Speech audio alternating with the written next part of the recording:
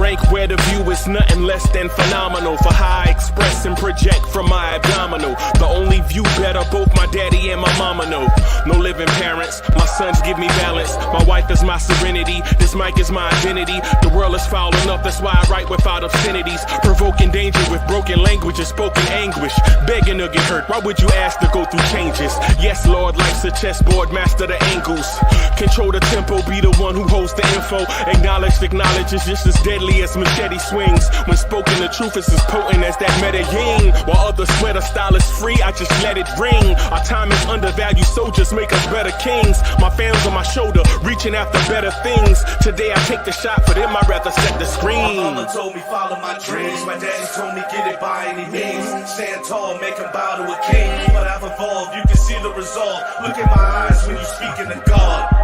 Life and for those who we caught up in using what I was taught with the muse. I guess they call it proving I'm more than an artist. Penciling out my darkest while stenciling out a harvest. And storing what gets me from A to B, just like garages. Instrumental with collages. Envision what I've been drawing. Broadway to give you rhythm like the great Lena Horne. So bent on, found comfort in the storm. Find peace and on when you see them others perform. Organized chaos, I'll cast it like hey ya. Yo, what's good? Party people in the place to be. It's the number one chief rocker in Knicks universe, your main man's Uncle Freezy. And welcome to the Knicks at Night podcast. I am joined by YouTube celebrity Uncle Alchemy. Uncle Alchemy is a big time YouTuber covering the Golden State Warriors. Big fan of his stuff. Uncle Alchemy, how you today, bro?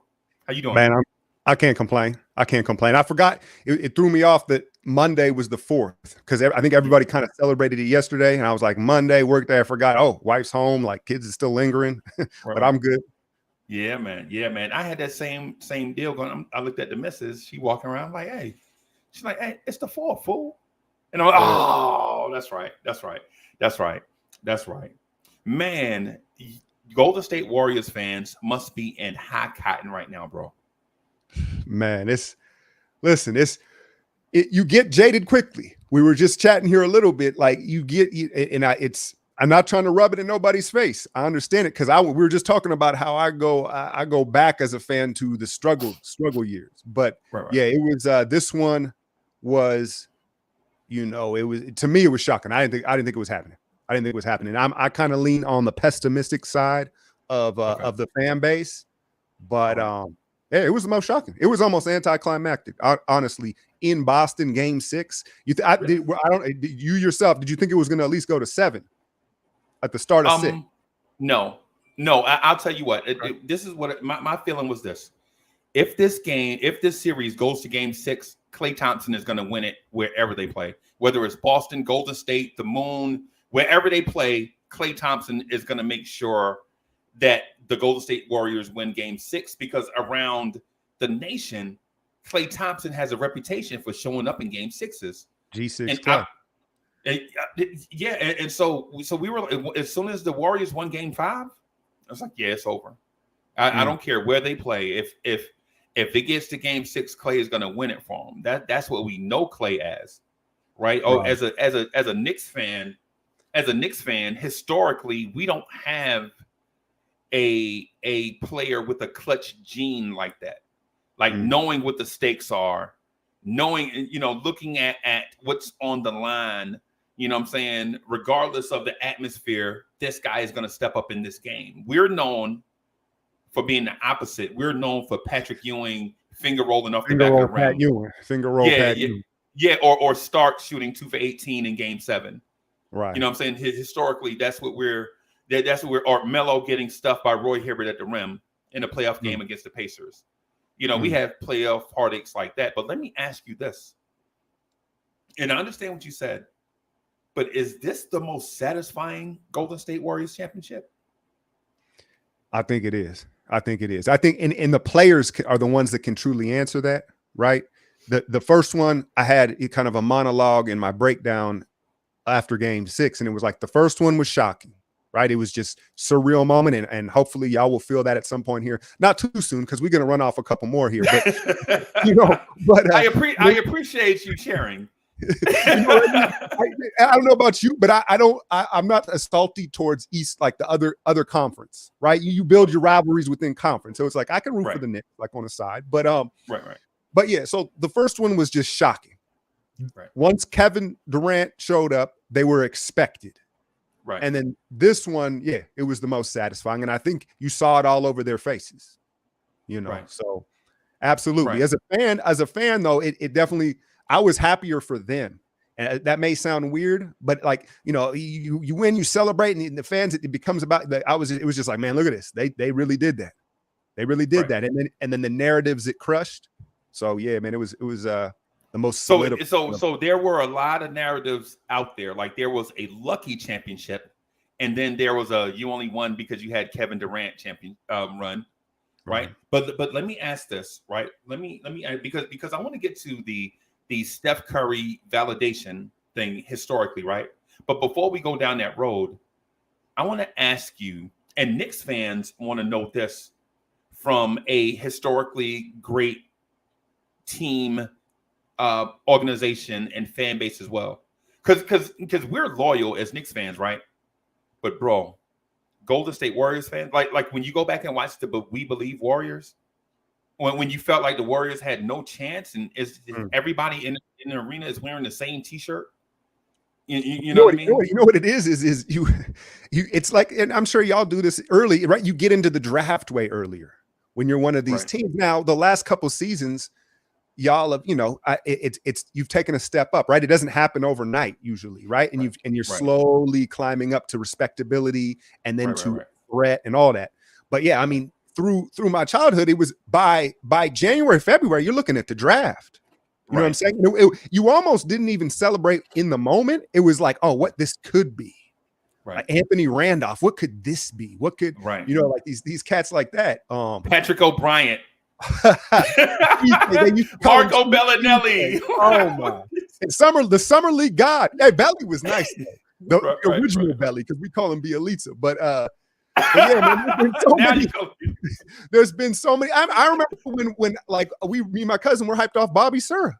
We were like Bobby Sura. You know, it's just, I mean, it's, you know, so the Florida State legend Bobby Sura, combo guardish.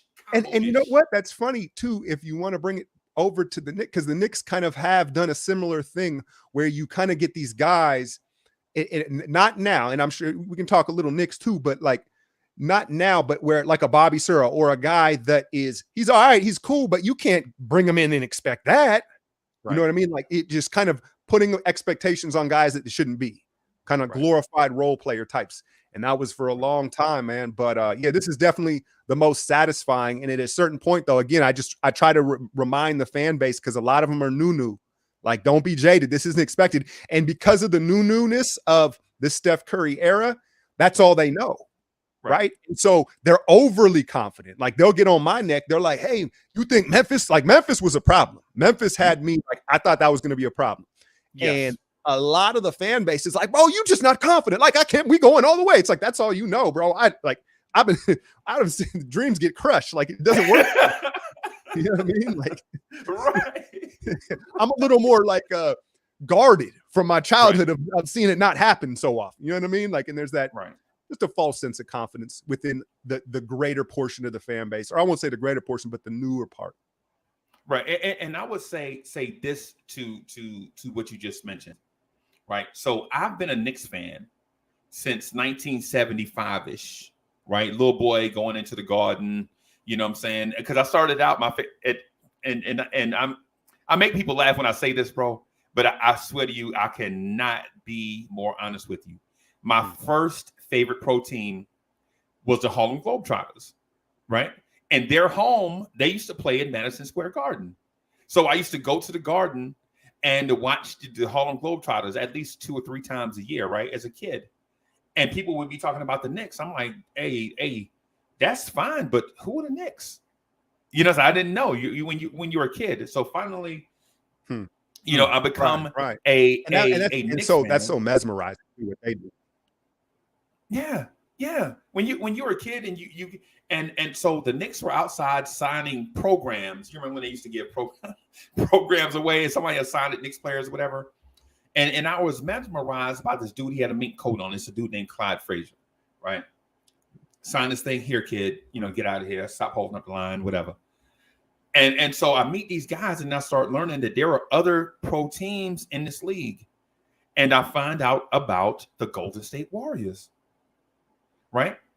And so I'm not going to say I know like their history from the 70s through the 80s, but one thing in history that a stitch in time, so to speak, that I do remember is the Knicks getting the number 1 pick, and everybody's in love with Patrick Ewing. But I'm from Jersey City, right? And I like the kid from Queens. I like this dude named Chris Mullin because he reminded me of a player. It reminded me of a player that we used to play against. He reminded me of a player that we used to play against in our own division named Larry Bird. That's what he reminded me of. Not because they played the exact same way, but neither one of them looked like they should be doing the things on the court that they are doing, and they're doing it easily, right? The basketball athleticism and quick hands, yeah. Right? Like quick hand speed and just basketball athletic. Right. And IQ, like, and anticipation and all these different things. So I'm saying, hey, y'all, listen, I think we should get Chris Mullin. We already have Bill Cartwright. What do we need with a center? And this is me being naive. I don't know the difference between Bill Cartwright is not Patrick Ewing, y'all. I'm not saying that. So anyway, he goes to Golden State. So I start watching Golden State games when I can. Right. And then Chris Mullin and Golden State evolves into this thing, Run TMC. And now they're on TV not because they're winning titles, but because they're entertaining. They're fun to watch. Right. And so there's a Run TMC era of Mullin, Hardaway, Richmond, Marshallonis. And I think John Starks even had a stint with them, maybe like a cup of coffee or something.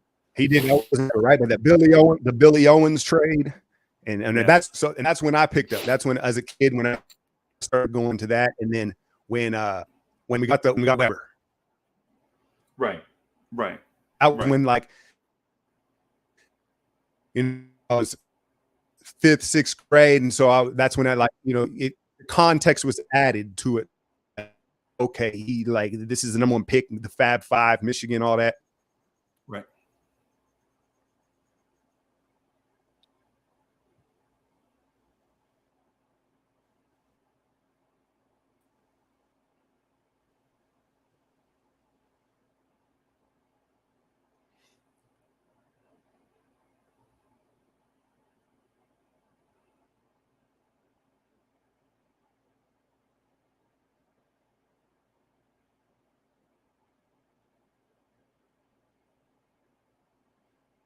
Okay, so we may be having a tech issue. Yeah, we may be having a tech issue. I'm back now. I don't know if it's my Wi-Fi or what. That's just the luck of the draw. Yeah, man. We know how it is, bro. It's technology. The better it gets, the more complicated things get, man. We're all right. We understand that.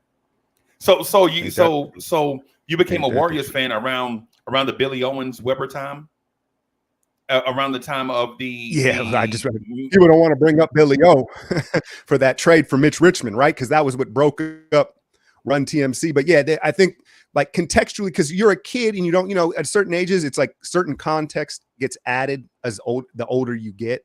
And so when we landed Weber, and it was like, oh, okay, like I get that was as I was really starting to hoop on my little CYO teams and do all that. And that's from then on, you know what I mean? And then I remember Chuck dropping like 34 on us in the first quarter of the first round. We were like the 8th seed.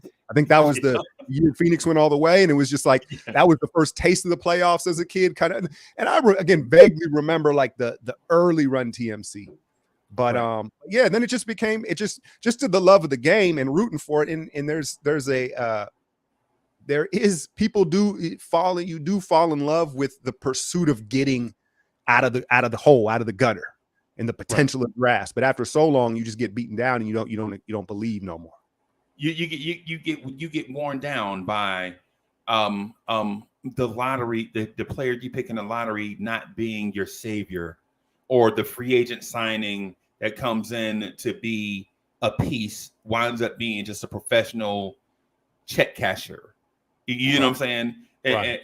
And so when you're that team in the lottery, and the Knicks are in this place right now, right? And it's the reason why I wanted to have you on specifically, because I believe our New York Knicks are at a place where we're turning the corner and starting to go down that path of a San Antonio Spurs, Golden State Warriors, 1990s Houston Rockets, where we stop doing what everybody else is doing and find our own identity, right? And then build on who we are as a franchise and take that path to a championship, as opposed to trying to build our team like the Sixers or the Celtics or the Raptors or whatever. I think we're headed down that road. But let me ask you this.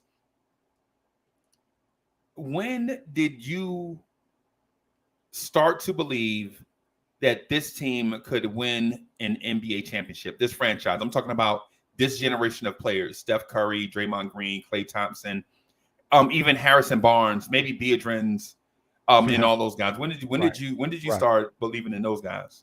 So, like the level, again, there's levels that you don't see it all the way, right? But the We Believe started it. And when we had Gil and a young Jay Rich, I thought that was like when I was like, yo, I was like, this might be. So I remember talking trash to Kings fans because the Kings were still good.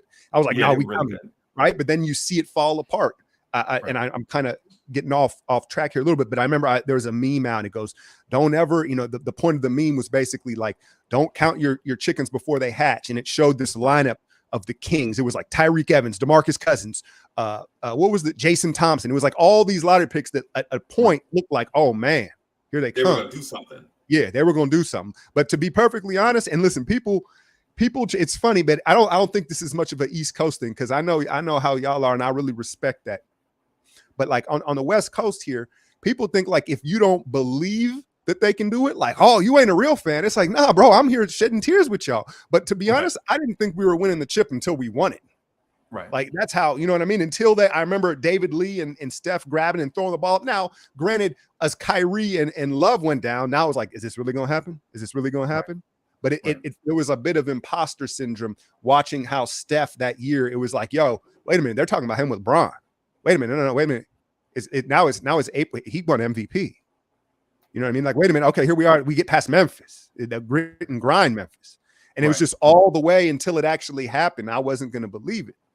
And then the Durant, a lot of fans, believe it or not, didn't really love the Durant thing because people felt like it robbed them of the joy of that organic team. Listen, I'll get it however I'm going to get it. I want to win. You know what I'm saying? Right. Like to me, you know how people you can't. I want them healthy, so we can be. Like, I want to win. I want to win, bro. Yeah. You know what I'm saying? Like some people are like, no, we wanted Phoenix, a healthy Phoenix team in that conference final. No, I wanted to win, and I'm not saying we wouldn't have beat them, but I'm saying like I don't have a problem with easy as path, but I'm happy for them how they did it. But until it happened, I didn't believe. Okay. And you mentioned former Knick David Lee, by the way, who was probably one of top 50 greatest NBA human beings, right? When he was here, when he was here, listen, he was part of the culture. They brought him in he was like first All-Star, I don't know. And you there? Yeah, I'm here. And okay, cool. And so I got fireworks popping here too. But D Lee there's these little ingredients along the way to make that you because that's the ultimate question, right? Is what is the there's no magic bullet. What's the secret sauce? What's the chemistry? But chemistry is an art, it's not a science. You know what I'm saying? And so D Lee helped solidify, like, hey, this dude's legit. He's a pro's pro. You know what I mean? And then you bring in and it piece by piece came together. There's not one big swing. You know, granted, you see the Durant stuff, but that's an anomaly, Let me ask you, because man, listen, I'm not even gonna lie to you, bro. I have about 30 questions that I would love to ask, and I know for the sake of time, I could probably only ask a few, right? But what I want to ask you is this: is sending David Lee to the bench and starting Draymond Green the start of the Golden State Warriors ascendance to a championship level team?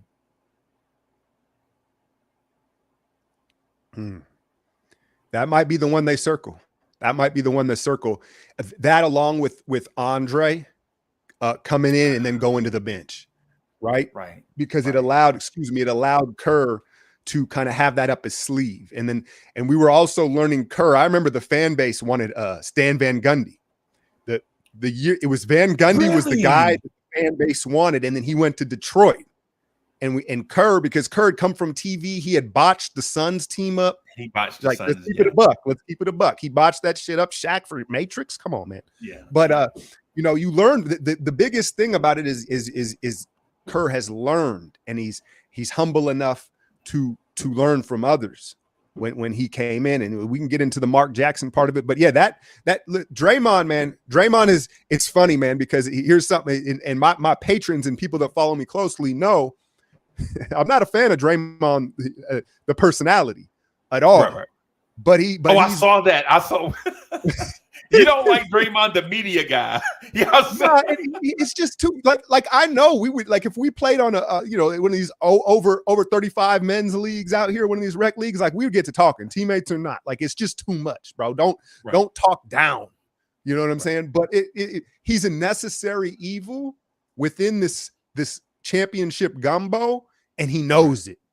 Right, because it's like to some of you Knicks fans listen that like from afar you're like this bum Nick, he 5 points, 6 rebounds, 4 assists. You know what I'm saying? But every gumbo needs some spice, and he just stirs that pot, and he knows it. He knows that he's so much more valuable within this system than he would be anywhere else, so he can just talk that shit. Right. But for as far as right now, I kind of respect it in a sense.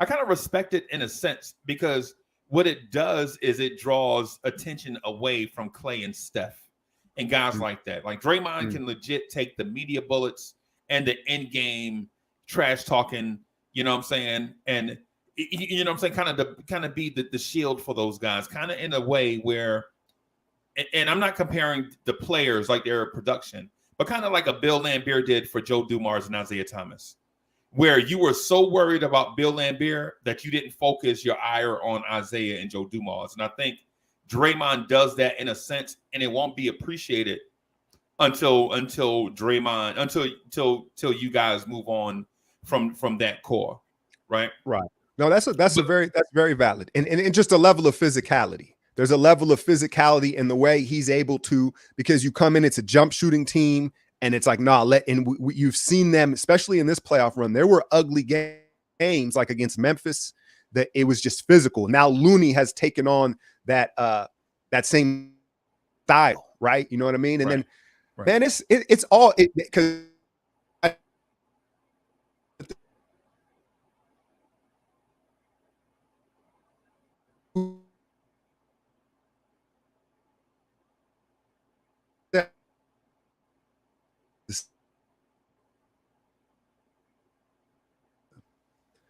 But I think another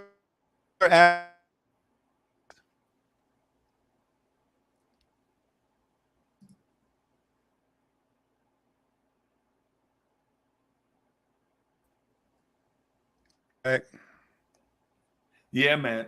So I get it. But my deal is, why don't GMs and team presidents and the smart guys that build teams not understand that you need these type of players on your team, and maybe not start with those guys? Not, of course, they can't be the initial foundation piece, right? But definitely add those type of players. Smarts, yeah. So I had a few questions that I want to ask real quick, man. Just really quick.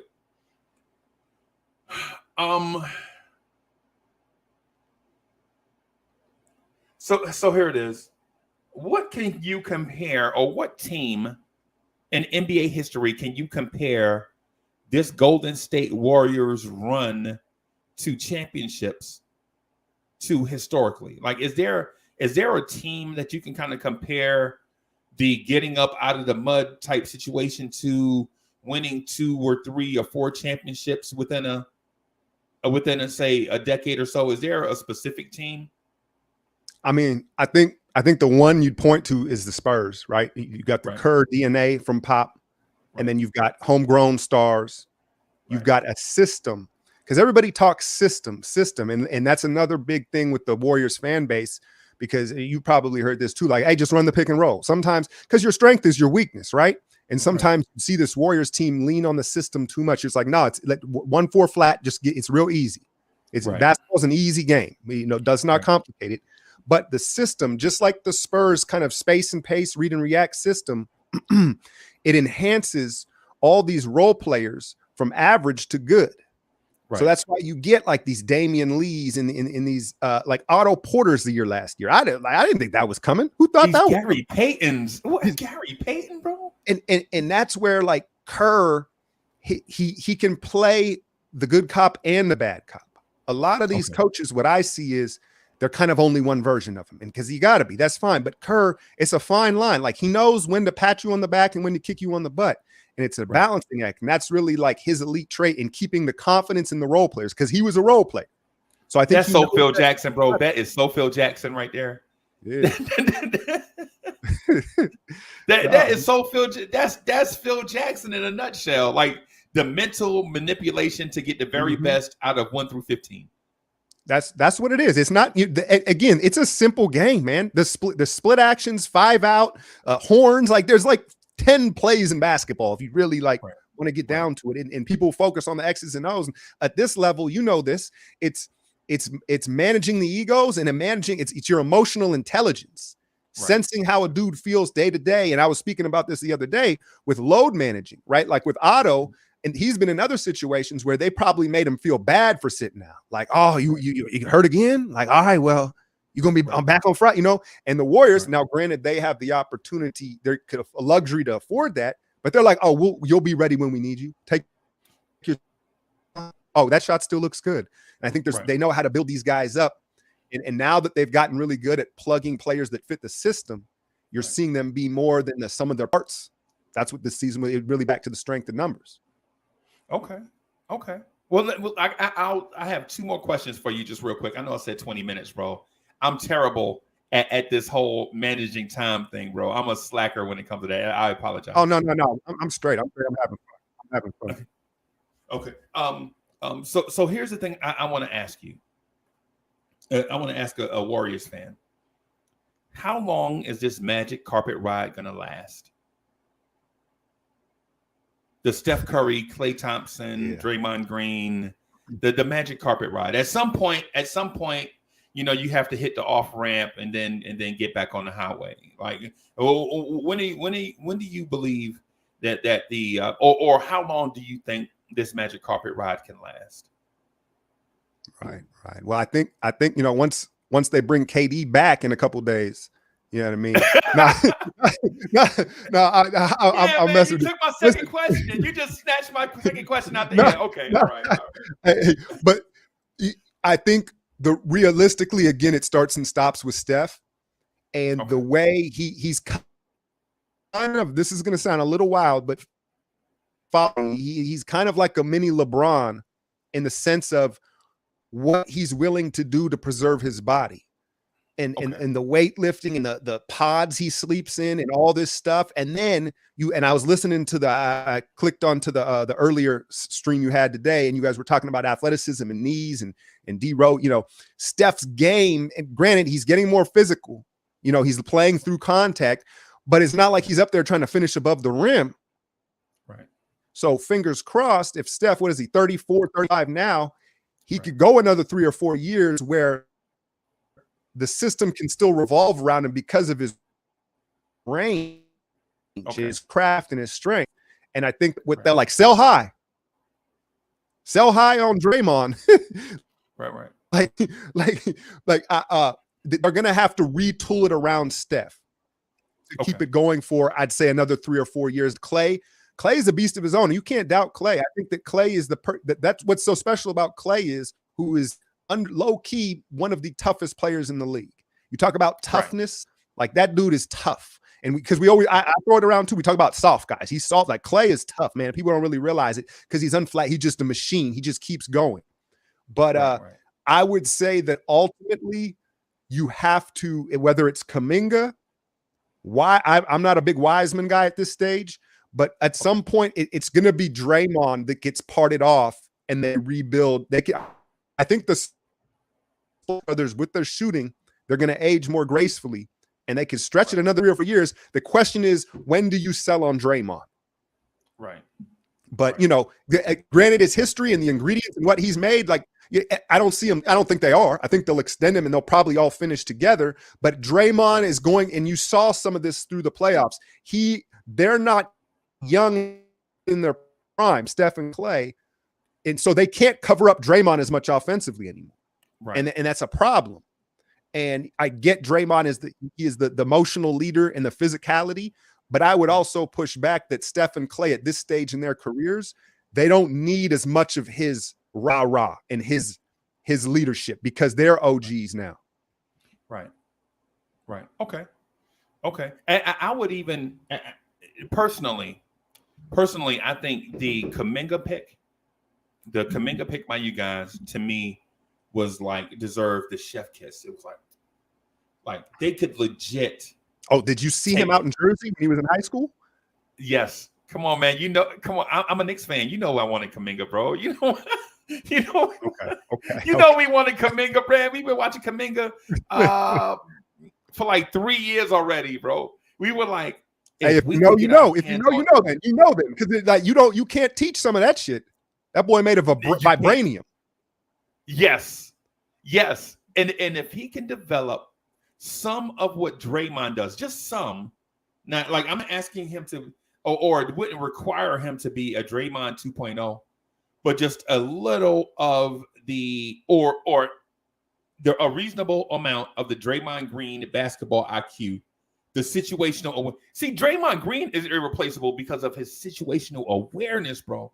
Like Draymond knows, in the fourth quarter, he's aware of foul totals on what guy is high. It's unmeasurable. I agree. That's what I'm saying. Like it's a necessary evil. Like I hate him, but then you're like, my God, Draymond. Like there's so many times where you're like, dude, he just killed that.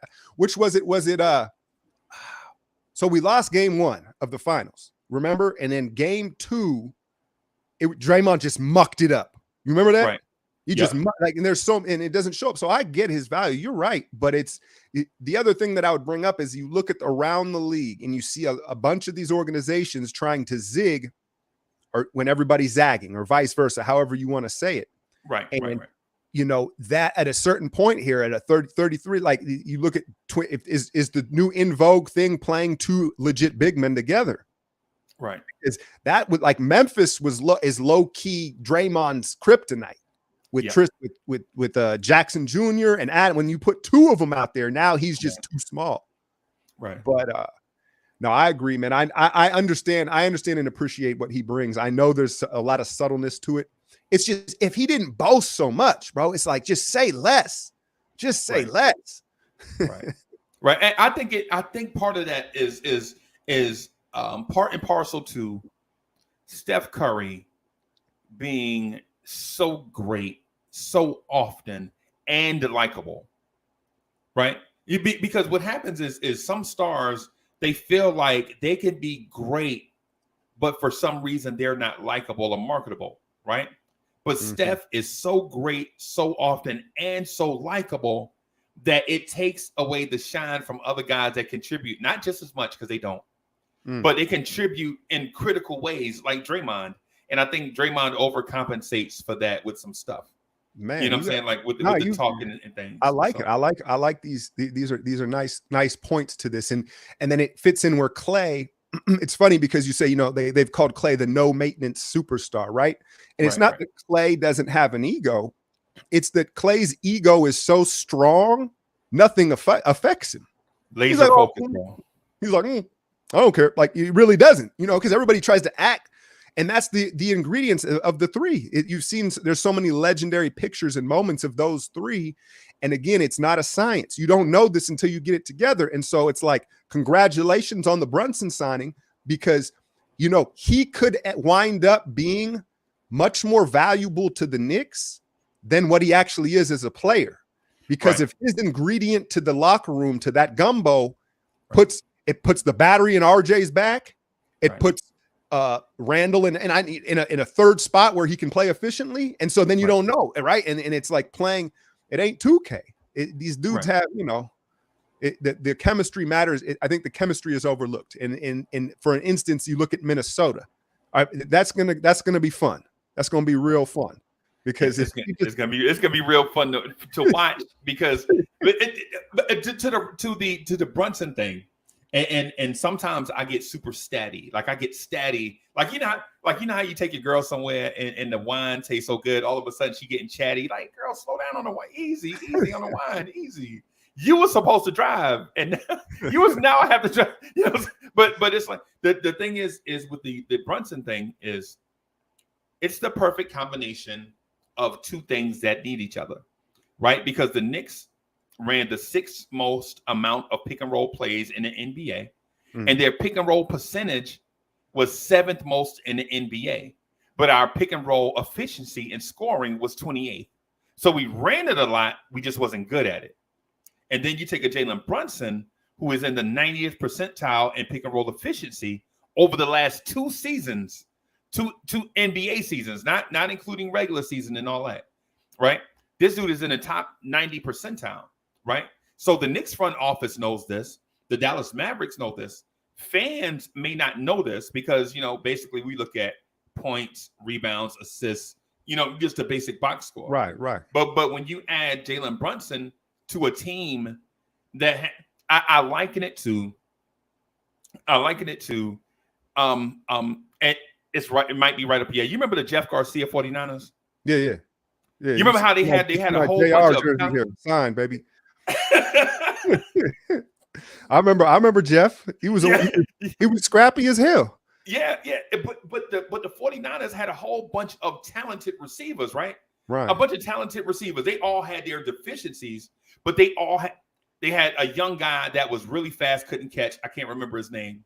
And then they had a dude from UCLA that could catch in traffic or whatever, and could run good routes, but he wasn't really fast. And then you had a loudmouth kid from down. T.O. Yeah. And so they ran out all these different quarterbacks. They were like, man, we got talent. We just need an orchestrator. We need somebody on the field to get them the ball. And then once I think they got Jeff Garcia, from the CFL or somewhere? I don't even know how it came about. Yeah, but he just, it wasn't supposed to happen. He just it was like a miracle story, right? Kind of thing. Right, like the Cowboys and Tony Romo. Tony Romo just shows up from out of nowhere. But I think Jalen Brunson to the Knicks is this year's story like that, where we have the talent in multiple positions to do stuff, but you can't run. Alec Burks was terrible. Kemba Walker was terrible. Derrick Rose, and for those that don't know this nationally, I saw a picture of Derrick Rose. Derrick Rose is so out of shape, bro. Derrick Rose looked like your uncle with the shirt off at the family reunion, bro. Right now, yeah, man, that's kind of surprising. But now, I can see it. I see the vision of it. I think for the year that Julius had, that 1 year where I was like, it just kept happening. I was like, man, this is really it. But my question would be, is Tibbs the guy for this? Because Julius, to what I see is, you got to give him the ball in movement. Give Julius the ball from a standstill. That's if you have a switch, fine. If there's a guard on him, but I guess, and one of my favorite sayings is, your strength is your weakness. And Brunson is so New York in his style and how gritty he is, and I understand that. And he fits Tibbs to a T. But how hard is he gonna ride him? You know what I mean? That would be my concern. But I do think that this could equal to them being greater than the sum of their parts because of the chemistry. If it works. I would liken it to Steve Kerr, bro. I think it's about the Jimmys and Joes and not the X's and O's, right? Because Steve Kerr was not For example, you know how you mentioned Stan Van Gundy, Mm-hmm. and they picked Steve Kerr. The Knicks wanted Steve Kerr and not Derek Fisher. That's right. That's right. You I think know what I'm he saying? turned it down at the last second because of that. I think he accepted it. He was like, I'm 80% there. Give me a week to think about it. And then during that week, he backed out. Right. He did. He did. Yeah. Make no mistake. It's a game of, it's a talent-based game. It's not, we're not talking about NFL here. We ain't talking about Kyle Shanahan. It's not that big of an impact. But once you've become a contender, now the separators, the coaches make a big difference. Right. Once you get to that. And so that's what y'all are trying to get to. And it's just Tibbs. He kind of reminds me of the classic defensive or offensive coordinator, the defensive coordinator in his case. Right. It's like super good. Everybody covets him. But then once he becomes the head coach, it's kind of like, I don't know if it's Buddy Ryan. Buddy Ryan is who we compare. There you go. Yeah, Buddy Ryan is who we compare him to, bro. It is what it is. It's unfortunate. We're fortunate and unfortunate at the same time, right? And so the reason why we're fortunate is because through this process, a younger coach may have the Knicks deeper in the lottery.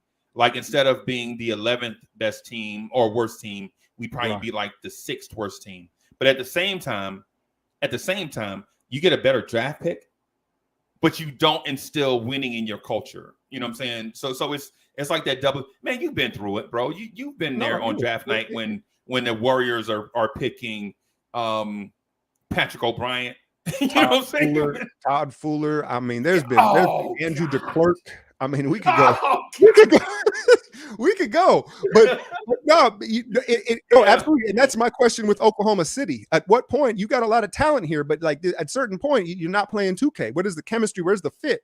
Right. But my point would be is again that it's the Joes, it's the players. But at a certain point, are y'all maybe going to have to make that Mark Jackson for Steve Kerr move with Tibbs? Yes. Yeah. Yes. Yeah. We're gonna have to do it at some point. My personal belief is the time is not right now. We have to establish the culture in New York. We have to establish an identity. And before Tibbs, there was no culture, no identity. It was like a liquor store, check cashing place. You know what I'm saying? That's all it is. You know what I'm saying? Mm-hmm. But we want to be something better. You know what I'm saying? And so you have to bring in this guy. And I don't think the Knicks are going to fire Tom Thibodeau. I think what they're going to do ultimately is move him into the front office. You know what I'm saying? Where his voice can still be heard, right? And promote Johnny Bryant probably, or some other young cutting edge coach, so that they can have a coach that relates to the players, and so the Knicks can take that next step. Kind of like how you guys did, because you guys have had terrible coaches too. You guys had Keith Smart. Y'all know what it's like to have a bad coach on the sidelines, bro. Y'all know what it's like. It fits perfect too, because you know I really like. I'm not telling you something you don't know, but you guys have been drafting well of late, right? And the connections, the all that stuff. But like a lot of defense is you got to just get enough guys that take pride in it. Right? Like we can talk schemes. You got if you go 9 deep, 4 of those dudes gotta be like, no, I take pride in it. And that goes a long way. And because y'all have a bunch of Tibbs dudes already, now you're right. And in a season or two when he can be moved up and then kind of innovate the offense and innovate the offense and put guys in more efficient spots. But Brunson should do that. I think I was, my breakdown was the only thing. I think the next level step for Brunson is to shoot off the bounce from deeper, right? Deep. You talk about the pick and roll. They're probably going to go under that initially, right? And so that was our problem last year, right? Our guards, or not our problem, I would say it was our conundrum last year. It wasn't a problem because what teams around the league don't notice is that when you come to New York, your 3-point percentage gets better under Tibbs. Last year, we want to throw last year out of the window, right? Last year, there were injuries, a lot of things up in that. But Derrick Rose, a 32% 3-point shooter, was traded from Detroit to the Knicks. And that half a season and the next season, he shot 40% from three, right? Julius Randle, with everybody else, was 29% from three. Under Tibbs, he shot 41%. This year, it was down. But RJ Barrett, is that a shooting coach? I'm not for sure, right? Because I'm not like a Tibbs type of thing, but I'm not. I don't know if it's. I don't think it's shot selection either. I think what it is the Tibbs style. If you penetrate the paint, the defense has to protect the rim, and you can kick out to shooters. So just inside out. They're shooting more inside out threes. Right. And so your shot prep. I think in practice they work on things like shot preparation and perimeter relocation. Right. So you'll get crisper passes to you, and you're ready in the shoot position when it's time for you to shoot. Small things like that. That's just coaching. You know, right. Make no mistake about it. Tibbs is a coach's coach. I know he knows the details for sure. Now, the one thing that surprised me, and maybe I'm backtracking on you. I'll let you get to who's waiting in y'all's show here. But the Mitchell Robinson kind of surprised me because, and look, I watch 10 to 12 Knicks games a year, given. Okay. And if y'all make the playoffs, then fine. I'm gonna watch. I'm gonna watch some more. Bro has no hands. No hands, bro. No hands. And no if hands. If he had hands, he'd be an all-star. Right. And we had the same deal with Nerlens Noel. No hands. Yeah. No hands. But anyway, so listen, man, I appreciate everybody here. The channel appreciates you being here, bro. We're a big fan of your stuff. Guys, please check out the channel, Athletic Alchemy on YouTube. And can you tell them where else they can catch you? Yeah, man. I mean, next year starting. So I have High Volume Shooter is the podcast. Right. iTunes, Spotify, Google, all that. I'm going to move that to YouTube next year and do more live shows and try to get in and do this live thing here. I'm kind of a process dude. So what I do is I do breakdowns of every Warrior game and some other games, but like in great detail. So I take my notes and I'm watching the game and I'm in my lab by myself, but I understand how popular this live thing is jumping off. So I'm going to start doing that more on my channel. And I love to have you as a guest. We'll fire it back and build this rapport and do kind of like an East Coast, West Coast thing. Hopefully, we can talk maybe finals previews at some point. But hopefully, at some point. Yeah, I don't want to get before we're all gray. Before we all. But yeah, man, Uncle Freezy, man, I appreciate this, man, and I look forward to linking up in the future. No doubt. And Knicks fans, put fire in the chat for Uncle Alchemy. I want to see some fire, some flames in the chat to show your love. For thank you again for coming through. We're going to try to send as many people your way as possible, not only as a favor to us, but for true basketball fans to get that basketball talk the way we like to have basketball talk to us. So we appreciate you for coming through, man. Thank you for your time. Appreciate you, brother. Yeah, man. I'm not joking. Yep. Yo, so that was Uncle Alchemy. Appreciate him for coming by to the Knicks at Night podcast. I told you he was gonna be dope. I told y'all he was gonna be dope, right? Told you he was gonna be dope. And just like I said, that brother was dope. Just like I said, man. Make sure y'all check out his stuff. High Volume Shooter is dope. I ain't gonna lie to you. I personally, I like it. And I don't sell y'all a bill of goods about all this stuff and internet personalities and all that stuff. I don't sell y'all nothing that I'm not co-signing. It's one of the reasons why I don't necessarily have a bunch of sponsors and all that stuff, because if I don't believe in it, man, I'm not doing it. Right? But look, I'm gonna throw this link in the chat so that we could get to the thing that y'all like to do, right? And that is talk that Knicks talk. So there is the link. Knicks Boulevard is in the building. Miss Geraldine, was good. Be civilized, what's good? Rebuild NYK's in the building. J Boogie, was good. Brooklyn Buddha. Ace AB is in the building. What's good? Wiseman, I see you. Corey Smith is in the building. Thomas Shepard was good. Was good. Still Knicks fans is in the building. What's good, y'all? What's good? I see y'all out here. Slick TV is in the building. Josh Kyle, I see you. Will Salkin is back, baby. What's good, y'all? Nick Jr. is in the building. I see y'all, man. All right. All right. Let's talk about something, man. I alluded to it with Uncle Alchemy, and I just wanted to talk about it with y'all. Just wanted to chop it up with y'all about this one thing. Do you believe the Knicks are on the right path? Do you believe the Knicks are on the right path? Right?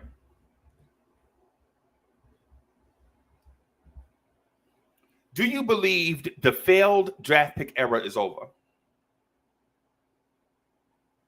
Do you believe the bad free agent signing era is over?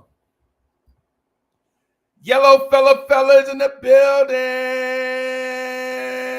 What's good? Do you believe the bad coaching hire era is over? Do you believe the bad front office era is over? Do you believe that the bad undrafted free agent signing era is over?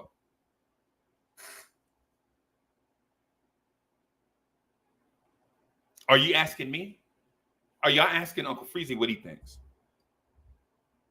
Y'all are saying, hey, man, what about you? What do you think? Okay. I'll let you in on what I think. I think it's all of that is over. I think all of that is over. Right? I think all of that is over. I think the Knicks are on the championship path. Now, with that said,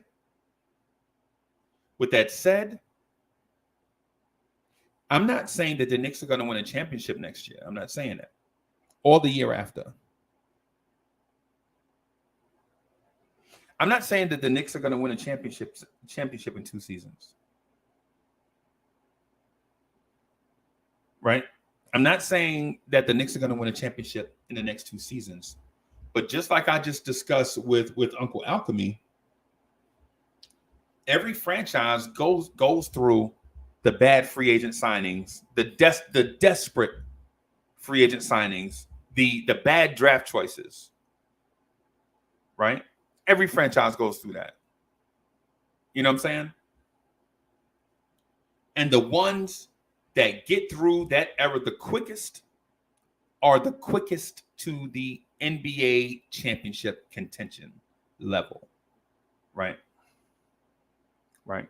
The ones that get through that the fastest are the ones that get to that championship contention level quickly. Right? And like I mentioned before, you saw the Golden State Warriors go from Andrew DeClercq, Todd Fuller, Patrick O'Brien, Anthony Randolph, Marco Bellinelli, before they got to Steph Curry. And the Knicks went from the Jerrion Grant, Clee Anthony Early, Andy Routens, Landry Fields, Josh Harrelson, Amon Shumpert, Frank Ntilikina, Kevin Knox, Damian Dotson era to get to RJ Barrett. RJ Barrett, while I'm not calling him our Steph Curry in terms of production, but RJ Barrett is a pinpoint in our championship timeline. When the Knicks lift the Larry O'Brien trophy, Knicks fans are going to look back to the drafting of RJ Barrett and recognize that time in history is a time where we started on our championship timeline. Believe it or not. Believe it or not. Because all teams go through it.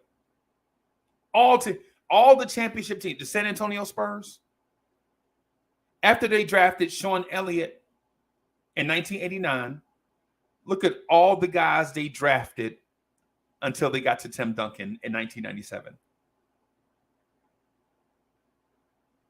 Think about what I'm saying. The Spurs drafted Sean Elliott in 1989, right? And think about, and shout out to Sean Elliott, one of the nicest people to ever play in the NBA. Shout out to Sean Elliott.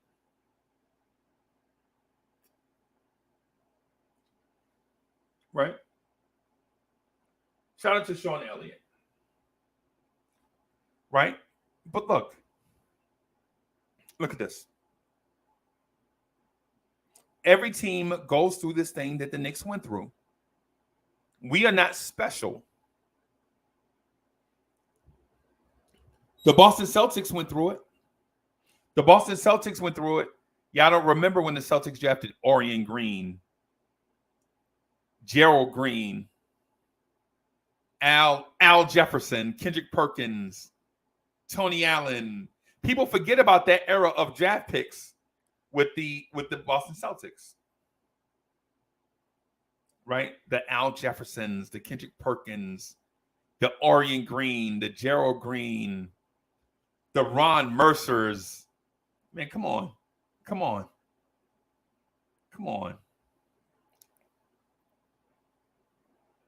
But what are we going to do as Knicks fans? Knicks fans, this is what I want you to do. Embrace the ride. Embrace it. Embrace the ride. Right? Because you can't fast forward this or skip steps.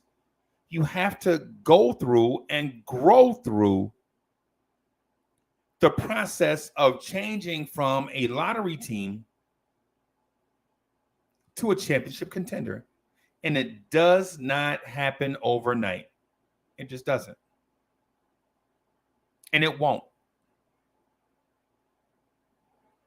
It won't. It does not happen overnight, and it won't happen overnight. Is Tibbs going to be here for the long term as head coach? Probably not. Is he going to be here for the long term with the organization? Probably so. Right? Probably so. But regardless if Tibbs is on the sideline or in the front office somewhere, maybe as a consultant or whatever, his voice still will be heard. His voice will be heard, right? Shout out to the chat. I'm going to read some of the chat comments, man. Y'all be patient with me as I scroll through. I want to make sure we show the chat some love. Big Mike says, I agree. We have been on the right path for the past 3 years, slowly building through the draft, a young core, and finally a free agent signing that we needed. Still building, but looking good. DSJ says, Uncle Freezy, what you're not mentioning is the fact that every single franchise had a franchise player that they drafted with the players you mentioned. Right. No doubt. Crazy Eye says, RJ will become the clear-cut best player on this team before seasons, and I am hoping so. I'm hoping so. Not because I dislike other players, but you want somebody in your young core to separate themselves, to become, to take that next step in their development. So Crazy Eyes, I'm with you on this one. I want to see RJ Barrett take this next step in his development. Right? Here's the other thing that I wanted to mention to you guys also. Oh, let me get to this comment real quick. Until this team either develops a player into a top 20 player in the NBA or trade for one, they will be spinning their wheels. RJ has to be on a level of Jaylen Brown. Right. And as Knicks will be 2026 NBA champs. I agree with that, but not in a sense, not in a binary sense, not from a point A to point B sense, right? But in a development sense and do your own thing sense, right? Right? Like say for instance, For instance, your man's Uncle Freezy. Like people tell me all the time, like on side stuff. And I just want to say this to y'all so y'all can relate to where I'm coming from. People are like, Uncle Freezy, man, your chat is so crazy. The people that watch your joint are so passionate. If I was you, I would try to be like such and such in them. And at the time, I was like, man, I don't know. I got things in my personal life going on, like some stuff that I was doing that right now, priority-wise, is more important than the YouTube thing. The YouTube thing is very important to me, and I'm passionate about it. But I can't have that be in my top 5 of daily things to do yet. And they're like, well, what's more important than 200 people every night coming and showing you love? And I was like, hey, man, listen, I get it. But right now I'm not ready. Right? They're like, yo, you a lottery pick for the Knicks fans, Uncle Freezy. I get it. I get it. But right now I'm not ready. But now I'm ready. Right? I had to do some stuff in my personal life in order for me to take Blorange Tears to whatever it is that y'all want it to be. Now I'm ready. Y'all looking at me, y'all looking at me, right? Now I'm ready. Now I'm ready, right? But I had to do some other stuff first. Pay off some stuff, consolidate some stuff. Make sure the kids financially is right. Now I'm ready. And it's the same thing with RJ Barrett. Now he ready. This is 4th year. You can't call him Rook no more. You can't say young core RJ Barrett because a 4th year player is not young core player. He a veteran now. He done been through the wars. Right? And I want to show y'all something too. I'm going to put something up on the screen. And I know y'all, oh, here we go. Uncle Freezy pulling out the RJ Barrett, the sheet. We ain't seen it in so long. Yeah, I got it. I updated it. I want to show this to y'all. I want to show this to you.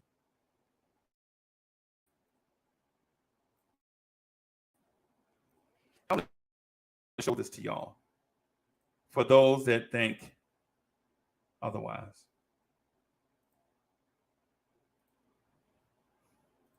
Hey, y'all see this? All right. This is a list of who I believe is RJ Barrett's peers. Bradley Beal, Zach LaVine, Devin Booker, Kawhi Leonard, Paul George, De'Aaron Fox, Tyler Hero, who I think are comparable to RJ Barrett.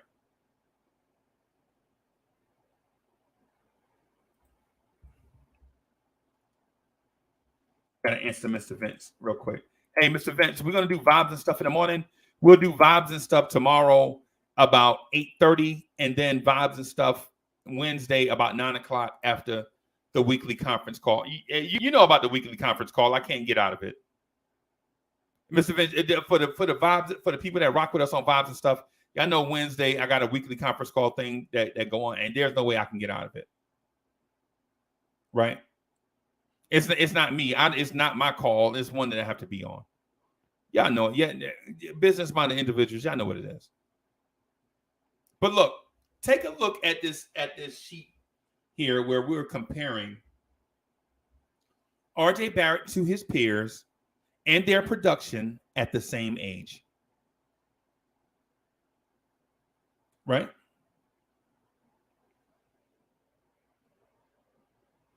Right? Look at this. The closest person to games played in their age 21 season, Paul George played 66 games. RJ Barrett played 70. Right? Look at the minutes played. The only player that played more minutes than RJ is Zach LaVine at 37.2. Right? Devin Booker played the same amount. Other guys didn't play as much as RJ Barrett played. Right? Look at the points per game. The only player at age 21 that scored more points per game than RJ Barrett is Devin Booker. In this group, in this group. Right? The only player that out-rebounded RJ Barrett was a dude named Kawhi Leonard, and he did it by 0.2 rebounds per game. 0.2 rebounds per game is how much Kawhi Leonard at age 21 out-rebounded RJ Barrett. Right? Look at the assists per game. Right? All these numbers, listen, man. I put these numbers up here to show to you and to prove to you that RJ Barrett is not that far off than your 2K superstar. Right? Your 2K cover athlete. How far away is RJ Barrett from them? Not very. Not very.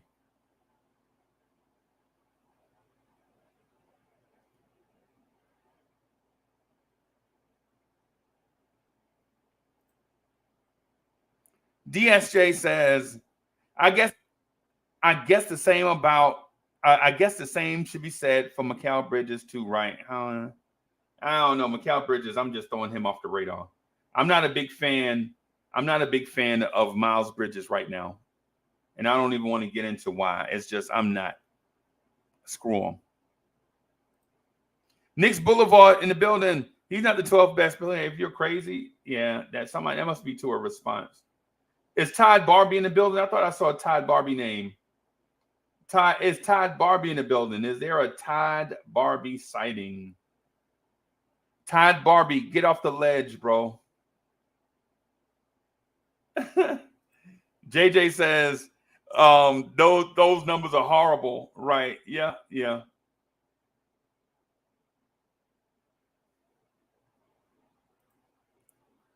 And so Knicks Boulevard says, the offense is stagnant because we don't have an elite playmaker off the high post. Watch that Chicago triangle offense for 2012. Randle can't make the plays. Noah could. Probably. But also, everything is not Randle's fault, man. We sound ridiculous. Everything can't be Randle's fault. Is Julius Randle a pick and roll ball handler? Is Julius Randle the number one assist man? Is Julius Randle the best rebounder? Is Julius Randle the leading scorer? Is he the best defender? Is he the best free throw shooter? You can't be all those things. You can't be everything to everybody.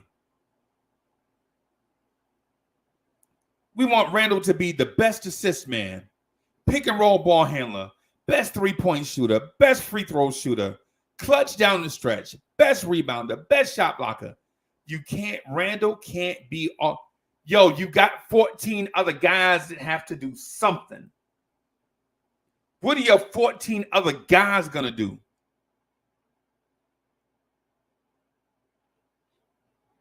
I was just talking to this talking about the same thing to a man that loves Obi Toppin. And I'm not about to bash Obi Toppin. I'm not about to bash Obi Toppin, but Obi Toppin is not perfect. Let's not say Obi Toppin is the cure-all. Oh, trade Randle and start Obi and we'll lift the trophy. Nah, no.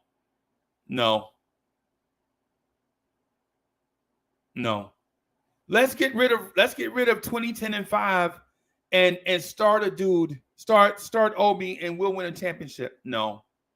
It don't work like that, bro. It don't work like that.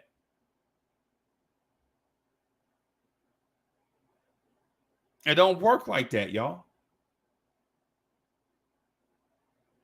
How this thing works is you come into the league, you play a limited amount of minutes, you prove that you need more minutes. The coach gives you more and more minutes based on what you prove to him.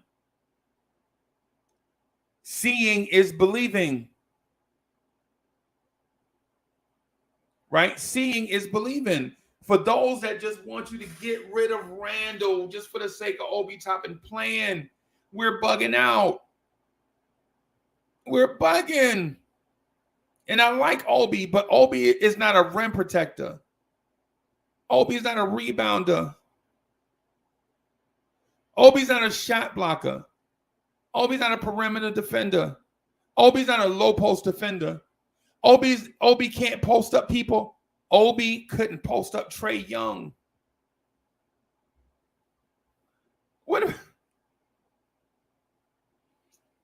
Obi Toppin couldn't post up Trae Young. Now, does Obi do a lot of great things? Yes. Obi deficiencies aside, does he do a lot of great things? Yes. Obi brings energy to the floor. Right? Obi brings energy to the floor. Obi brings a lot of stuff to your offense. Obi is a very underrated passer. Right? Obi is a great finisher at the rim. Right? But let's not take those positives and think that it's a cure-all overall for Obi or for the team. It's not. And I know somebody's going to say, oh, there he is. Uncle Freezy hates Obi Toppin again. No, I'm just saying, let's be fair and balanced about our evaluations of players. Let's be objective. Let's not throw the rock and hide our hands.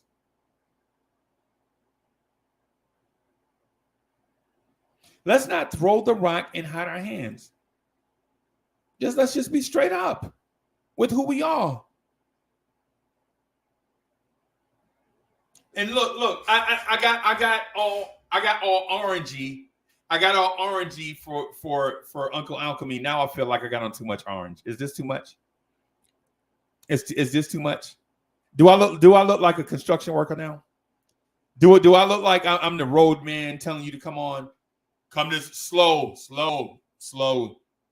Come on, slow. Do I look like the sign man out there on the road?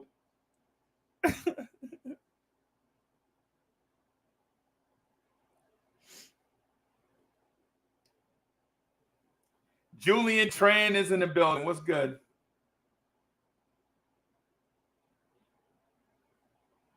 So let me get into something else that I wanted to get into.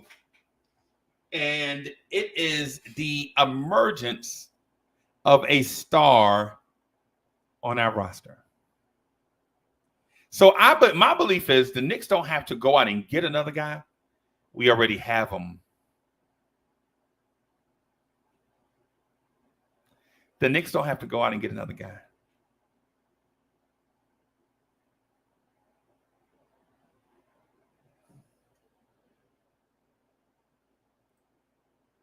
Billy Goat says, you look like a yard elf. I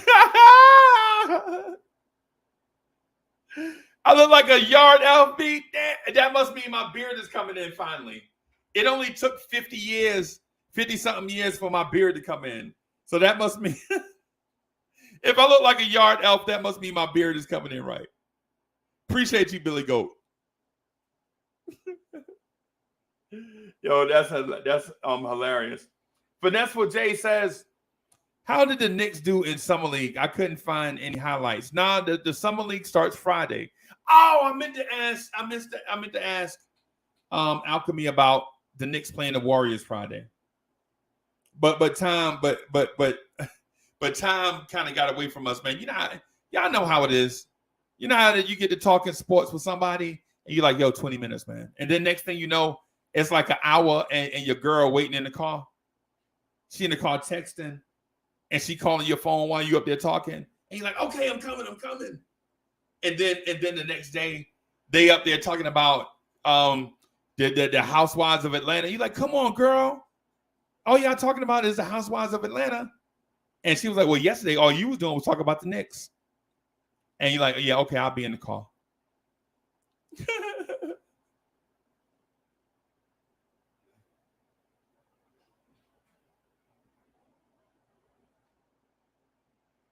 Yeah, man.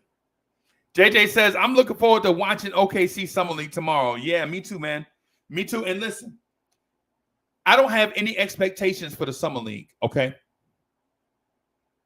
The summer league is the summer league. I don't have any expectations. I don't care who plays point. I don't care who plays the 2. I don't care who scored 30. I don't care. What I want to have happen is the rotation guys come out of that game, come out of this week healthy, and the young guys that we acquired through the draft and unsigned free agents just come out of this healthy and make it to training camp. That's all I want. That's all I want. Is that too much to ask? I don't think it's too much to ask.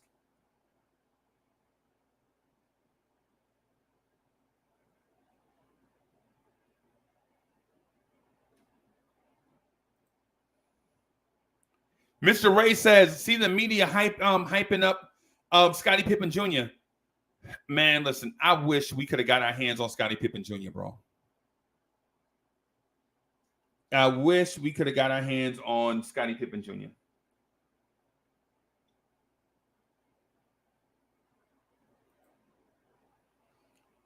Woodshed 1914 is in the building, coming through, stomping like Sasquatch, says the New York Knickerbockers need Cameron Elijah Reddish to stay healthy and break out in 2022-2023.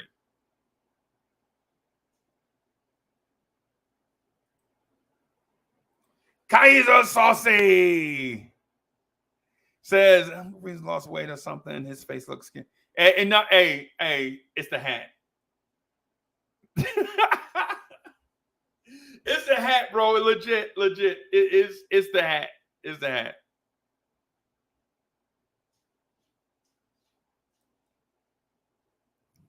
JJ says you would take OKC, Houston, and Detroit future over ours. No. No,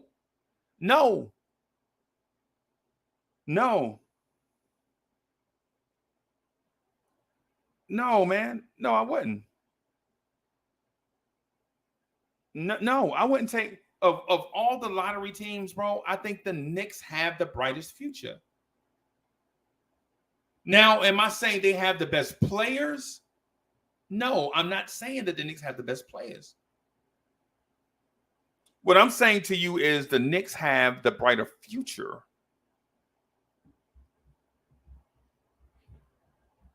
Uncle Freeze, you care to elaborate on that? Yes, I care to elaborate. I understand where you're going.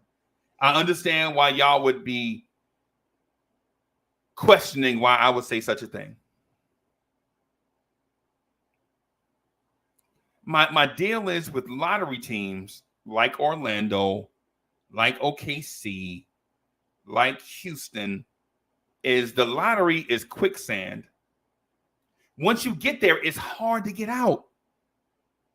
Once you get there, it's hard to get out. It's hard to get out of the lottery. Once you land in quicksand, it takes twice, maybe 3 times the energy to escape the lottery. You feel me? The Pistons are in the lottery and they just traded for Nerlens Noel. What does that tell you? The Pistons were in the lottery, top 5 pick, and they just traded for Nerlens Noel and Alec Burks. What does that tell you? What does that tell you? The Detroit Pistons were in the lottery and they traded for Nerlens Noel.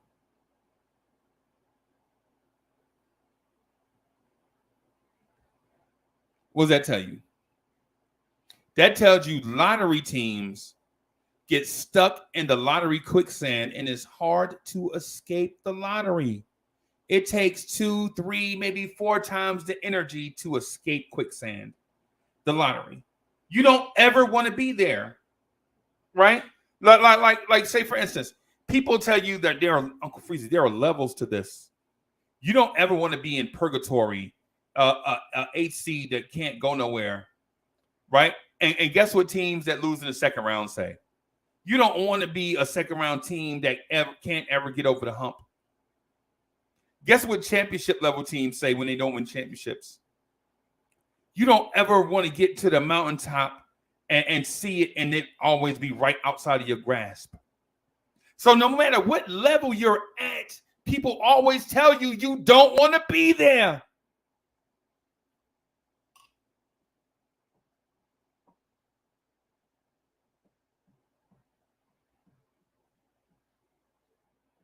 No matter what level you're at, people are going to, unless you lift the Larry O'Brien trophy, no matter what level you're at, people tell you you don't want to be there. People will always tell you that's the worst place you can be. The worst place you could be is Eastern Conference Finals every year and never go to the finals. Blow it up. You don't ever want to be the Philadelphia 76ers where the team you always lose to always go to the finals.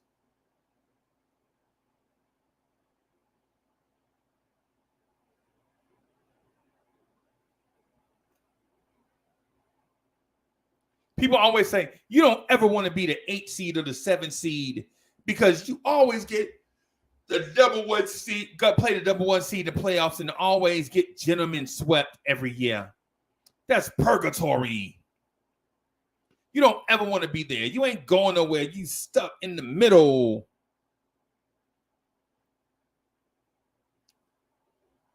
People in the lottery is like, I'm tired of losing. We need to fire everybody, clean house. I'm tired of this team losing all the time.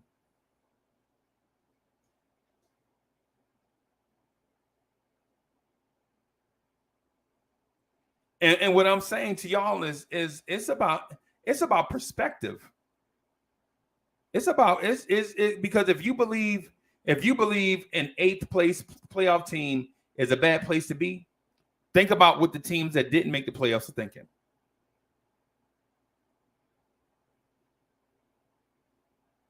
You made the 8th seed, right? Think about what the 11th and 12th seed are thinking. Man, if we didn't have that injury to such and such, we might have knocked off the 8th seed. We could have been in the 8th seed.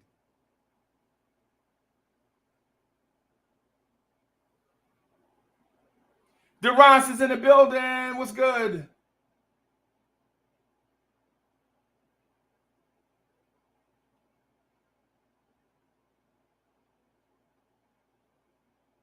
I see the chat. The chat is still beefing about Obi Toppin, right? About Obi. But I ain't even gonna lie to you. I ain't even gonna hold you, bro. I think Obi has something. I just don't know what it is. And I don't even want to speak to it yet. My preference would be, let me turn this light on. Oh, there we go. There we go. Nah. This little light of mine, I'm gonna let it shine. There it is.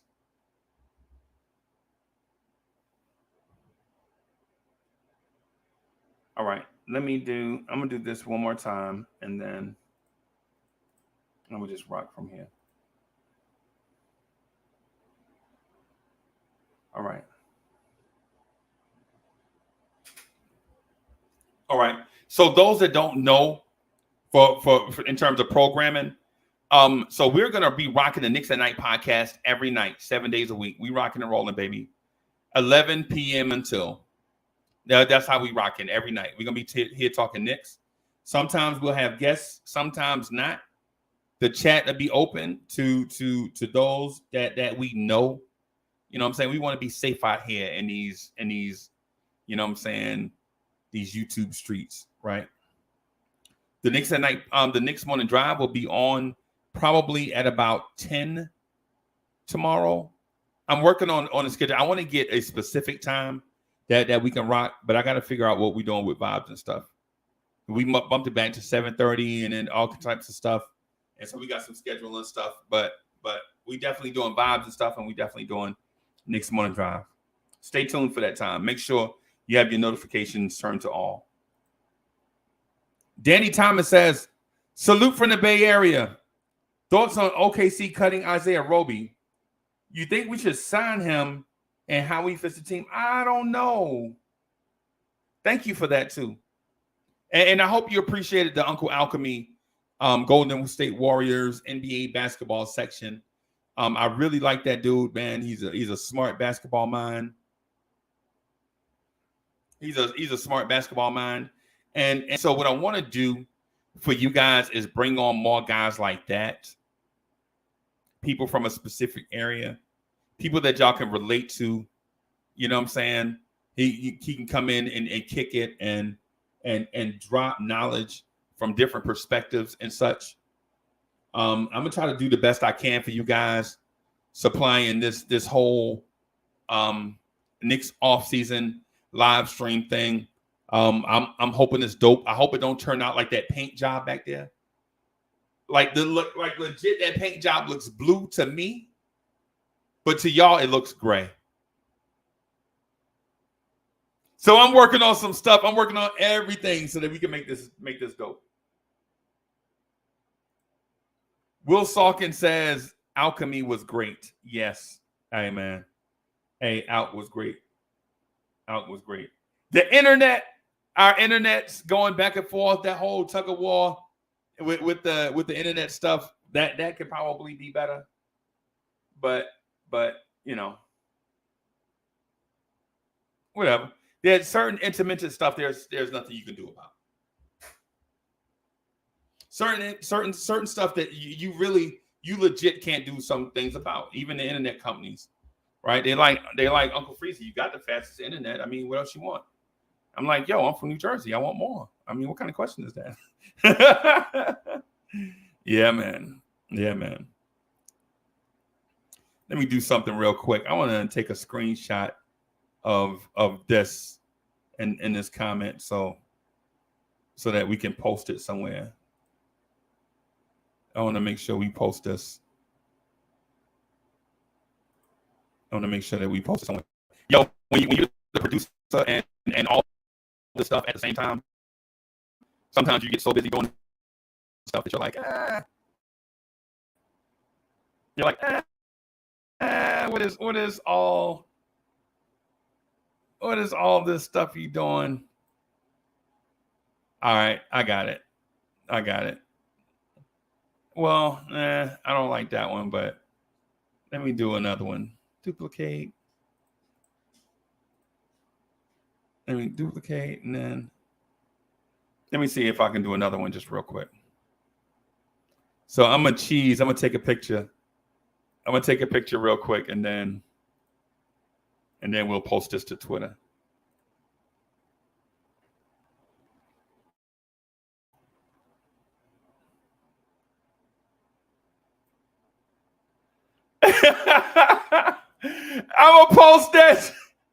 I'm gonna post that to Twitter. Y'all see all 17 of my teeth at the same time. I'm gonna post that to Twitter, man. Kaiser Sauce says, what happened to Hoodie Kev and Uncle Ron? We don't see them anymore. Ron be on a lot. Hoodie Kev got some personal stuff, bro. I can't really listen. I don't want to put nobody's business in the street. Period. Like, for those that know me behind the scenes and stuff, y'all know how I am. Like if y'all got personal business, I don't share y'all personal stuff with nobody. Period. Hoodie Kev got some stuff going on that's out of my control. Ain't nothing I can do about that. I wish that brother, you know what I'm saying? I wish him well. And y'all know I love that dude. Y'all know I love Hoodie Kev, bro. Y'all already know what it is.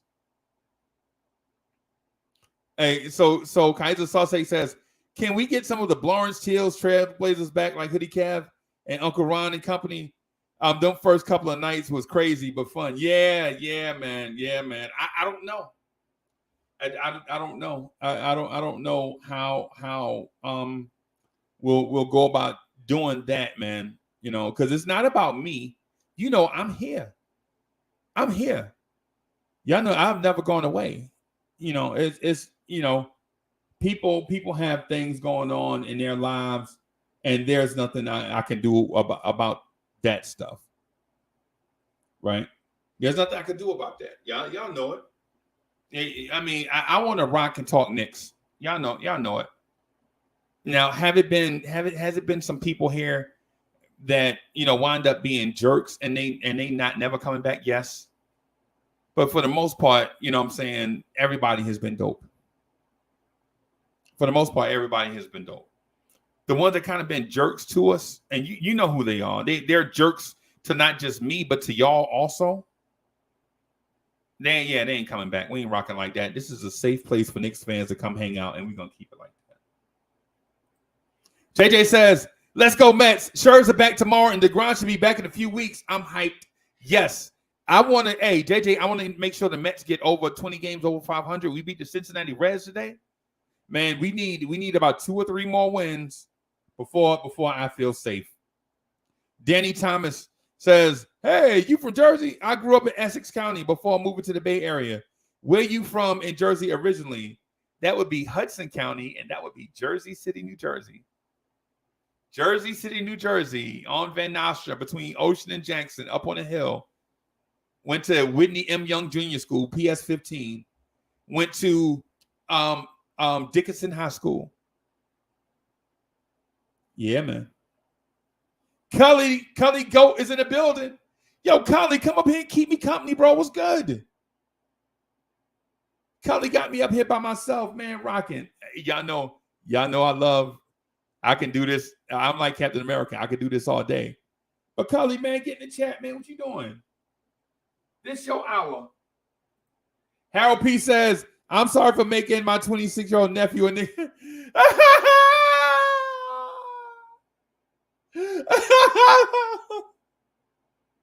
Yo, that's like the dopest comment I seen all week. Yo, this is the dopest comment I seen all week right here. Cully in the building. Cully Goat was good. Yo, salute, man. Salute. I'm listening to you rocking, man. It's good. Hey man, I'm chilling out, bro. We had Uncle Alchemy on. That was super dope. Yeah, that was dope, man. He was good. Yeah, now I got the Cully Goat in the building. This Chill just vibe, made my man. night right here. And for y'all that don't know, sometimes I get sarcastic with Cully, like a little hard time here and there, just ribbing him. But it's out of love, bro. I love Cully so much that it was a stint probably about maybe 4 months ago. Right. I was making everybody at my job listen to Keys to the City. Like, yo, come here. Come here. You got to hear this. You got to hear this. And they're like, oh, geez. There go Uncle Freezy. Uncle Freezy, let me guess. What you want? Yo, you got to hear this joint by the Cully Goat. You know what I'm saying? It's this joint called Keys to the City. You know what I'm saying? Everybody at work like, oh, boy. Here we go again. Okay, it's dope. It's dope, man. But damn. And I would appreciate you, man. Yeah, and I would play the Lemon Pepper Freestyle in the bins. I get the bins and play the Lemon Pepper Freestyle, bro. You did your thing. My only beef is that we don't get enough stuff from Cully. Yeah, I'm trying, man. I'm trying. I'm mad at myself too, man. Yeah. Well. You know, we it's life, bro. It's a life. We understand that it's a life thing and not a want to thing. You know what I'm saying? So what do you think about this Jalen Brunson signing and how it impacts the Knicks going forward? What do you think is going to happen? You think he's just going to fight with Randle and RJ?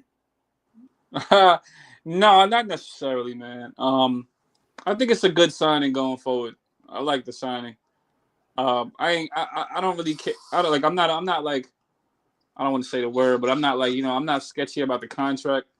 My only thing, only beef I have is with the whole draft thing, not using the draft pick. That's my only thing. Okay. But as far as him, I like Brunson's cool, man. He only gonna get better. He's only 25, 26. 26. Yeah, I'm cool with the Brunson thing. I need to see what other moves we make going forward. I'm hoping this isn't it, because yeah, I'm just hoping this is. I don't think this team. I don't know how good we'll be. A point guard does change everything, but you do need talent. Everything, bro. Right, changes everything. Every offense will look completely different with somebody. Everything, bro. With somebody shifty. Right. It changes, and Yo, a point guard changes everything, bro. And here's the thing. Let me ask you this, Cully. Who is your favorite Knick? Oh, my fault. I was on mute. On currently on the team or of all time? No, currently. That's a good one. I'm gonna say between. It's tough. I'm gonna say between RJ and D Rose. I like Cam too, but yeah, that's about it. What if I was to tell you that the addition of Jalen Brunson helps RJ Barrett get to the All-Star game? Oh, hey, then so we got something going. We have something. And is that an RJ thing or a Brunson thing? The addition of Brunson gets RJ to the All-Star game. I would probably say it's a Brunson thing or just a point guard thing. It's hard to say. I believe in the duality of it all. I believe in the highway theory. Like cars going both ways, keep the highway busy. You know what I'm saying? Right. I believe I believe it's an RJ thing too. Yeah. Because I'm sorry. He has to cover his end of the bargain. Yeah. Yeah. You remember the Miami Heat game where RJ was cooking? RJ had like 27. And we're like, holy crap, RJ may go for 35. Right. And he went for 35, right? No, he went for 46. For 40, that's what I mean. 40, yes. Yeah. He had like 27. We're like, man, wait a minute. They just switched. They put Jimmy Butler on RJ? RJ had like 20. RJ had like 23 or something. And then they put Jimmy Butler on him. We're like, oh, wait a minute. RJ got 27? Then all of us, RJ got 35? And then Jimmy Butler is like backing up RJ, Barrett, daring him to go by him. And then he went by Jimmy and muscled him up at the rim and got the and one. And of course, he missed the free throw. Right. But that's neither here nor there. But you're like, okay. RJ, so that night in particular, if RJ Barrett had a point guard that could direct traffic, I think RJ would have went for 50-55 against the Heat. Is what I'm getting at. Okay. I see what you're getting at. Right. Because the Heat was focused on stopping RJ that night, right? And they couldn't. RJ stopped himself. RJ Barrett missed 7 free throws that night. If RJ Barrett hit all his free throws, he'd have finished with 53 points. If he hit his free throws. Now, what I'm telling you is if RJ Barrett had a point guard, imagine how many more of those games we would see. Say it again. How many? What do you see? How many more of those breakout RJ Barrett games would we see if RJ Barrett had a point guard the whole time? Man, we see plenty, man. You look at other teams and whose point guard makes them look good, you're gonna see plenty. So, like I said, or direct traffic. Yeah, or direct traffic. Yeah. Usually, yeah, right. Pretty much. Like, no, Julius, don't come up high. Julius, go to the corner so RJ can take his man off the dribble. Instead, Julius is up high because the previous set called for a certain thing. Tibbs is calling from a play from the sideline.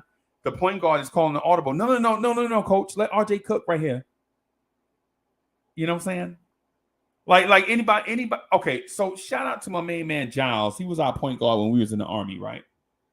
This kid named Faulkner that used to play with us, right? Occasionally he would get hot, right? And what we would do, Giles was like a general. He used to make me sick. It's a dude from Cincinnati, Ohio. Shout out to Giles. That's my man. Now, I ain't gonna lie to you. I love Giles, but on the basketball court, he was like a little general. Like we be playing the intermediate, like our team versus everybody on post. And when somebody got hot, we wouldn't run no more plays. Giles would run simple stuff like ISO Cully on this side. Y'all three go over there on that side, and the point guard to be at the top of the key. And then that way Cully can ISO his man and do whatever he wanted on that side of the court. But if the double team came, they would kick it out to the point guard at the top of the key and either reset or run something. Right? Right. Either reset or run something. Right? If RJ had that type of guy on the floor, bro, I'm telling you, RJ probably could have went for 50 that night against the Heat. Oh, absolutely. Absolutely. You remember the game 2 years ago where RJ Barrett hit 6 threes against the Celtics? 2 years ago. Let me see. 2 years ago. It was a Sunday afternoon game. The game where they brought Kemba back, and then Kemba got hurt in the game and went out the game, and we beat the Celtics by 30. Oh, okay. I think, and I may be mixing up the two, but both of them were ABC Sunday afternoon games, 1:00 games. Right. RJ Barrett has 20 points in the third quarter, and they start going to Derrick Rose. Okay. RJ Barrett in the corner screaming for the ball. Derrick Rose take over. How your point guard gonna jock out RJ Barrett to get his? And this was D Rose that did this. This was Derrick Rose that did this. 2 years ago, 2 years ago, when RJ Barrett was hot, they would jock him out and go away from him. You remember that? Anybody in the chat remember that? Yep. Y'all remember that? When RJ Barrett Absolutely. used to get hot, they used to stop passing RJ the ball? Absolutely, I remember. Yeah, it's going to happen with Brunson too. You think so? Yeah, Brunson. Not on the disrespectful tip, but Brunson is kind of a scorer. I'm not saying he's going to wave RJ off, but Brunson's more of the the go get it type. You know, he's a bucket. I was looking at his highlights. Yeah, he's a bucket, man. He does make the pass though. He's a high IQ guard, but he's looking to get his. He is definitely looking to get his. But the thing I like about RJ, and you didn't see it last year, but RJ Barrett is a winner, right? Right. And he will make plays to guys when he open. RJ Barrett is a winner first and a scorer second. In my opinion. I mean, maybe I'm wrong. Chad, am I wrong? What about RJ Barrett's the desire to win with RJ Barrett? Is that there? The desire. What is it? The desire to what? The desire to win. Oh, absolutely. The desire to win, is that there with RJ Barrett? It's all the way there with RJ. If he has a desire to get better, every time he gets criticized, there's a desire to win. Man ain't working on his shot for nothing. Right. Hey, Sarge, how you doing, bro? Great, man. How are you, gentlemen? Salute. Good. I was inspired when you mentioned the words, will Brunson make RJ an all-star, or is it RJ or is it Brunson? Man, that's a great thought process, man. Wow. And now my brain just flipped twice over which one it is. So I think it's a great area to explore, because he literally could have 3 potential all-stars all NBA with him, Randle, and RJ. No matter how much I don't like Randle's fit, I think Brunson is that game-changing type player where he'll make everything easier for both of those players. And that's the key.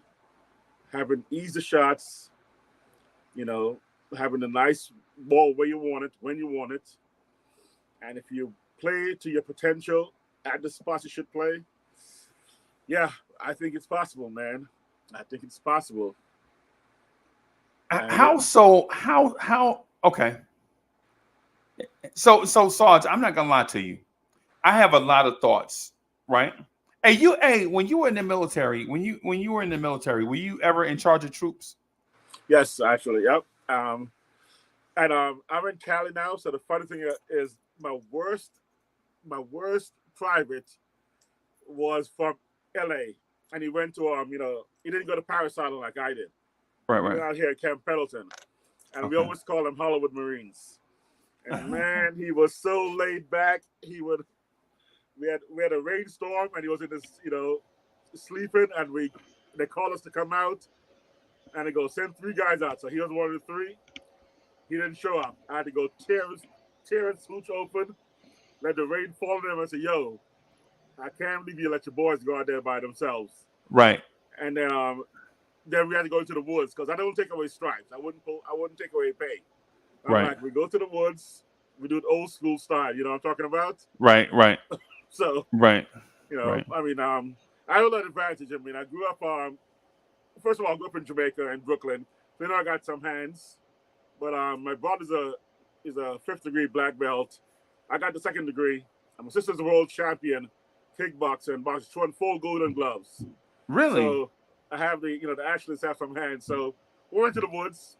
But I fought in the Gold Gloves tournament in Houston, Texas.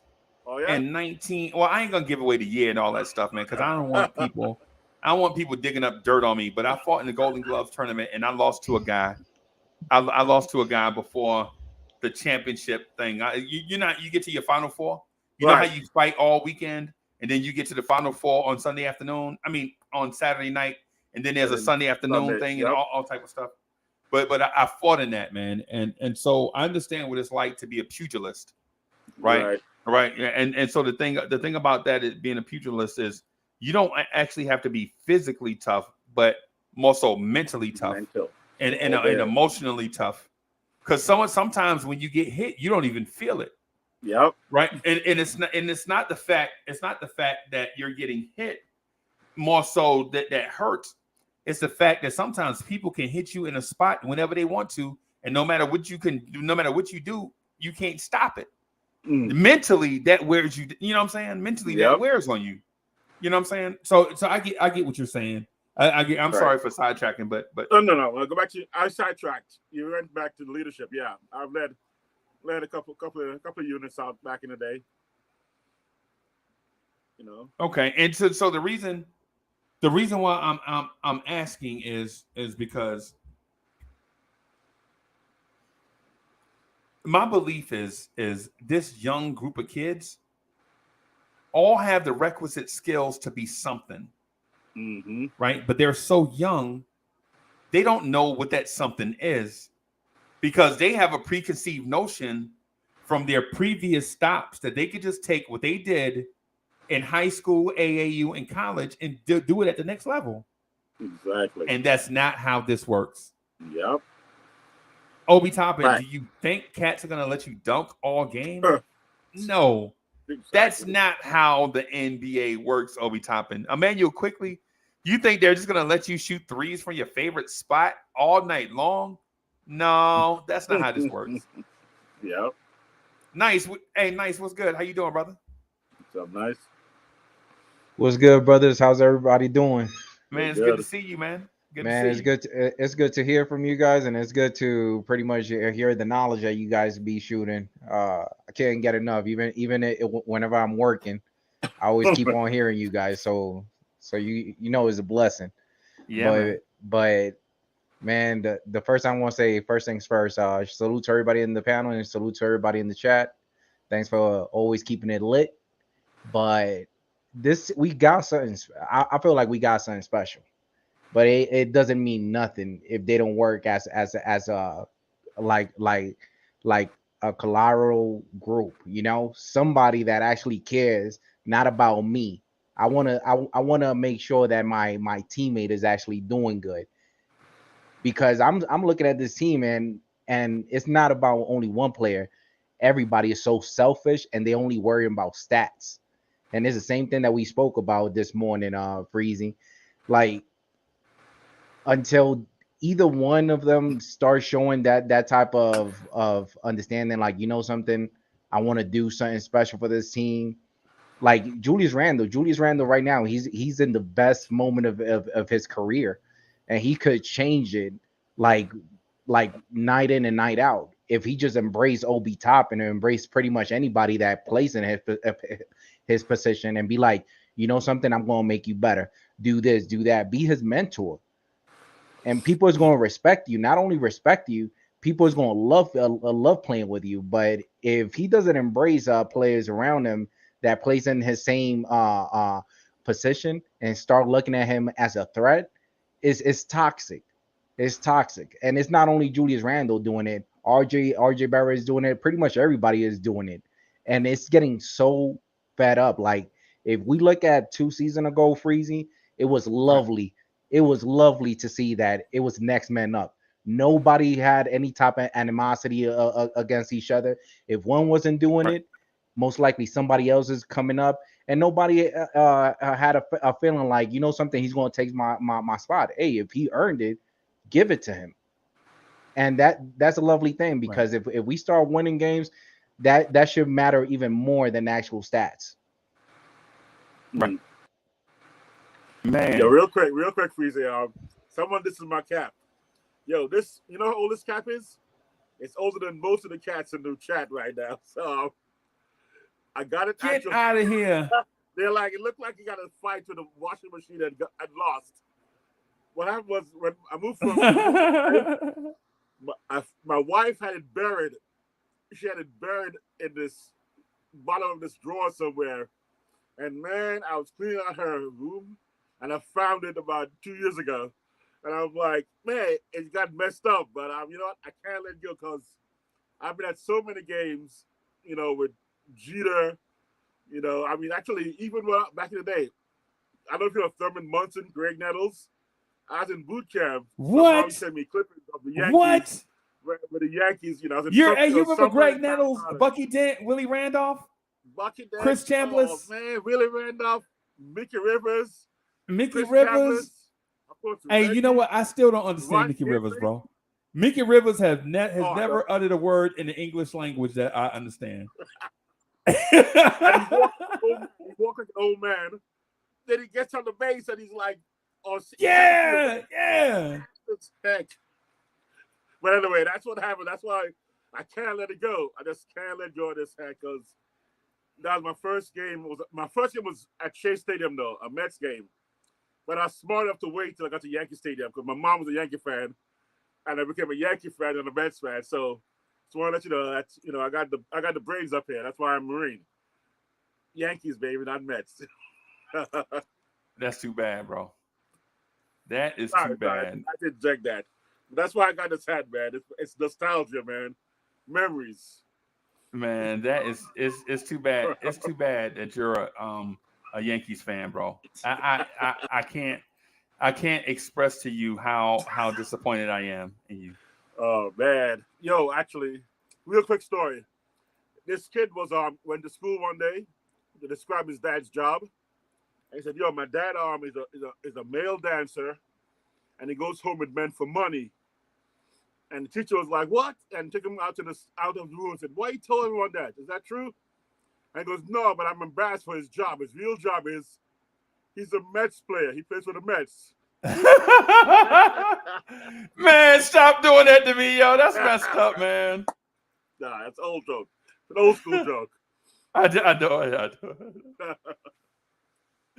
Yo, that's crazy, man. That is crazy. That's messed up, man. I know.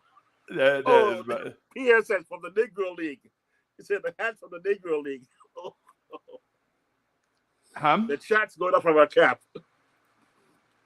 Yeah. Hey, but let me ask you this, man. The thing that you and I started, the path we started down was, can Jalen Brunson get RJ Barrett to the All-Star game? Right?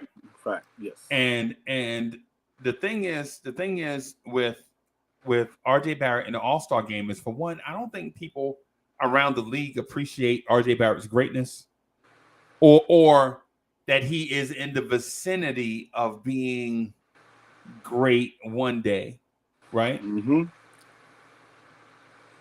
My deal is RJ Barrett already put in the work, like having the click moments, the clickbait moments. Like he had the 46-point game against Miami when Miami was hot. Remember, Miami was scorching hot Yep. And Miami and RJ Barrett, because I was telling my wife, she's like, so how you feeling about the game? I was like, I just don't want to get blown out on national TV by Miami. That's all I want. If we lose, I'm okay with it. I just don't want to get blown out and then have the commentators talk about how bad Randle has been, talk about Tibbs' rotations, talk about James Dolan. We wind up winning, right? We wind up winning the game, right? And so I'm satisfied with that because that's it was an RJ click moment, right? RJ Barrett hit the game winner against Boston, first game of the season. Yep. Was that first game of the season? No, that was the first game of the season, wasn't it? No, that was game one. Okay. So that was the first game of the season. I can't remember, but RJ Barrett had the game winner in a nationally televised game. RJ Barrett had the big game against the Lakers on a Saturday night, the Saturday night primetime game. Nice. You remember when RJ Barrett hit that three in transition to send the game into overtime against the Lakers? Yep. So RJ Barrett had his click moments, right? But the only thing about Barrett is around the league, he doesn't get love, right? And so, shout out to Harold P for becoming a member, man. Thank you, man. Thank you for becoming a member. We're going to do some dope stuff for the members. Hey, you know what I'm saying? We got a lot of dope stuff we've been working on, but we are going to try to do the best we can for the members, right? So RJ Barrett has his click moments, right? But RJ Barrett doesn't get love like that. Like he missed all these lists. The top 30 under 30, the top 20 under 20, the top second year play, the top third year players, and all. RJ never get love in those type of settings, right? But I think Jalen Brunson is the guy that's going to help RJ get to that next level. What do you think about that, Nice? I felt like the possibility and everything is out there for RJ Barrett. RJ Barrett is a great player. Like, I'm not going to take that away from him, but I just don't have expectation when I just don't see nothing special, not yet. And it to me whenever you hear a fan actually speaking that way, it's not nothing wrong. It's one of those type of talk that, you know something, I'm gonna prove this mother F wrong.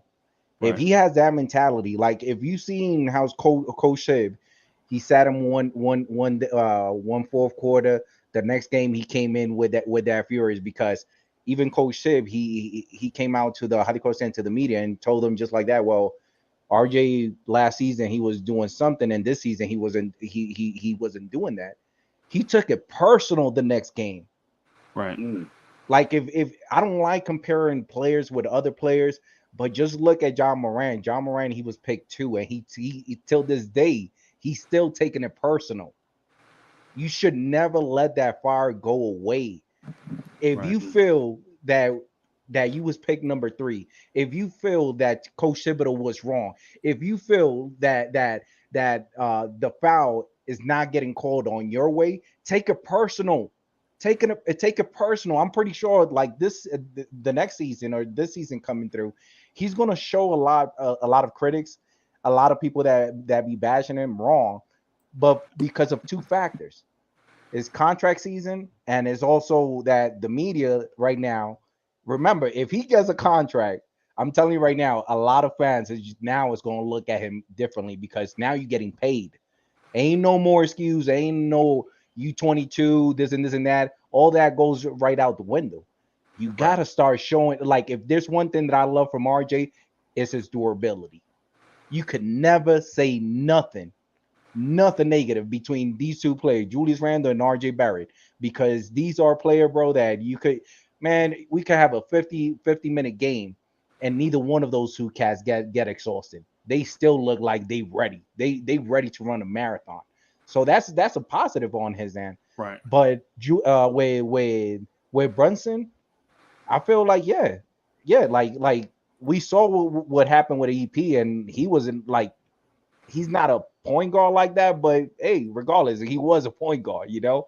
Mm-hmm. But with Brunson being more solid, I feel like, hey, the sky's the limit for RJ, but it's time now to prove a point. Like, ain't no more excuse, ain't no more this. Oh, it's because of point guard, it's because of Brunson. We don't want to hear that. Right. We want to hear that. Hey, if you take it personal, Brunson, pass me the ball. I'm gonna do my thing and just do it. Ain't no more excuse. Right. Right. No doubt. Hey man, listen, man. I'm with you. Sometimes y'all say some stuff, bro. Sometimes, hey, I'm gonna say this. It sounds so soft, right? And I don't mean for it to be soft like that. But sometimes y'all say stuff like to take my breath away, like just get my mind racing, right? Because basically what Nice is saying is, if these things go right, we might be at the moment of truth, right? Nice, would you agree? Like 100%. If these things go right, we might be at the moment of truth, and for a team that hasn't been in that situation in 20 years, it's sobering. It's like you ever have something like just draw you into the moment, like make you realize something, right? Mm-hmm. And I like in that moment too, and I'm not saying it's the same thing. But I like in that moment too, when you see one of your uncles walk in the room and now he on a cane and he grayed up, right? Gray everywhere, right? And this was your uncle that used to push you down the street on your bike, like when you little, you pedaling your bike, you know what I'm saying, right? and then 40 years go by. And that dude that was big and strong at 40 years old, remember, he was a 40-year-old, big, strong, muscular man. 40 years go by, now that man 80. And you see him on the cane. And you're like, man, was I that busy over these last 40 years? Sarge, you know what I'm talking about? You know how it sobers you? Like if you like when your kids go away, like when you don't see, like say you don't see your son for like 2 years, your son go away, you know, for some reason he just gone for 2 years, and then he come back and he got the man body, and you like, Sarge, you feel me? You feel me? Yeah. Oh, yeah. And so it puts you in that moment. It's like that moment of truth, like the day of reckoning, almost like that feeling of the chickens coming home to roost, so to speak. Right. Like the first time you see your grandbaby, right? The first time you see your grandbaby, you're like, oh man, this is another generation. You just like in it, and so that's what I liken it to. RJ Barrett making the All-Star team. It's kind of like that moment of truth. And to be honest with you, Nice, we hadn't had moments like that around here for the Knicks. Right? Is that a blessing or is that a disadvantage for any player that's playing for the Knicks? I would say the missing of the moment of truth is disappointing, because in life you want to have your life outlined with key events, right? Key events. You want to have your life like the day you retire from the military. You know, and all the NCOs you work with and all the people that reported to you, they out there, they shaking your hand. You walking off, you got all your stuff from pack. You about to leave, you about to drive off. Your wife is in the car, and you leaving a military installation for the last time as a soldier. Wow. You know what I'm saying? That's like a moment of truth, right? Hey, Cully, I'm gonna mute you for just a second, okay? Oh, I didn't know everything was on me. I'm sorry, my bad. I thought Cully was doing his thing. I'm like, damn. Cully was like, come here, girl. They can't hear us. Yo, I was eating potato salad, man. I'm sorry. What'd you hear? What else did you hear? My fault.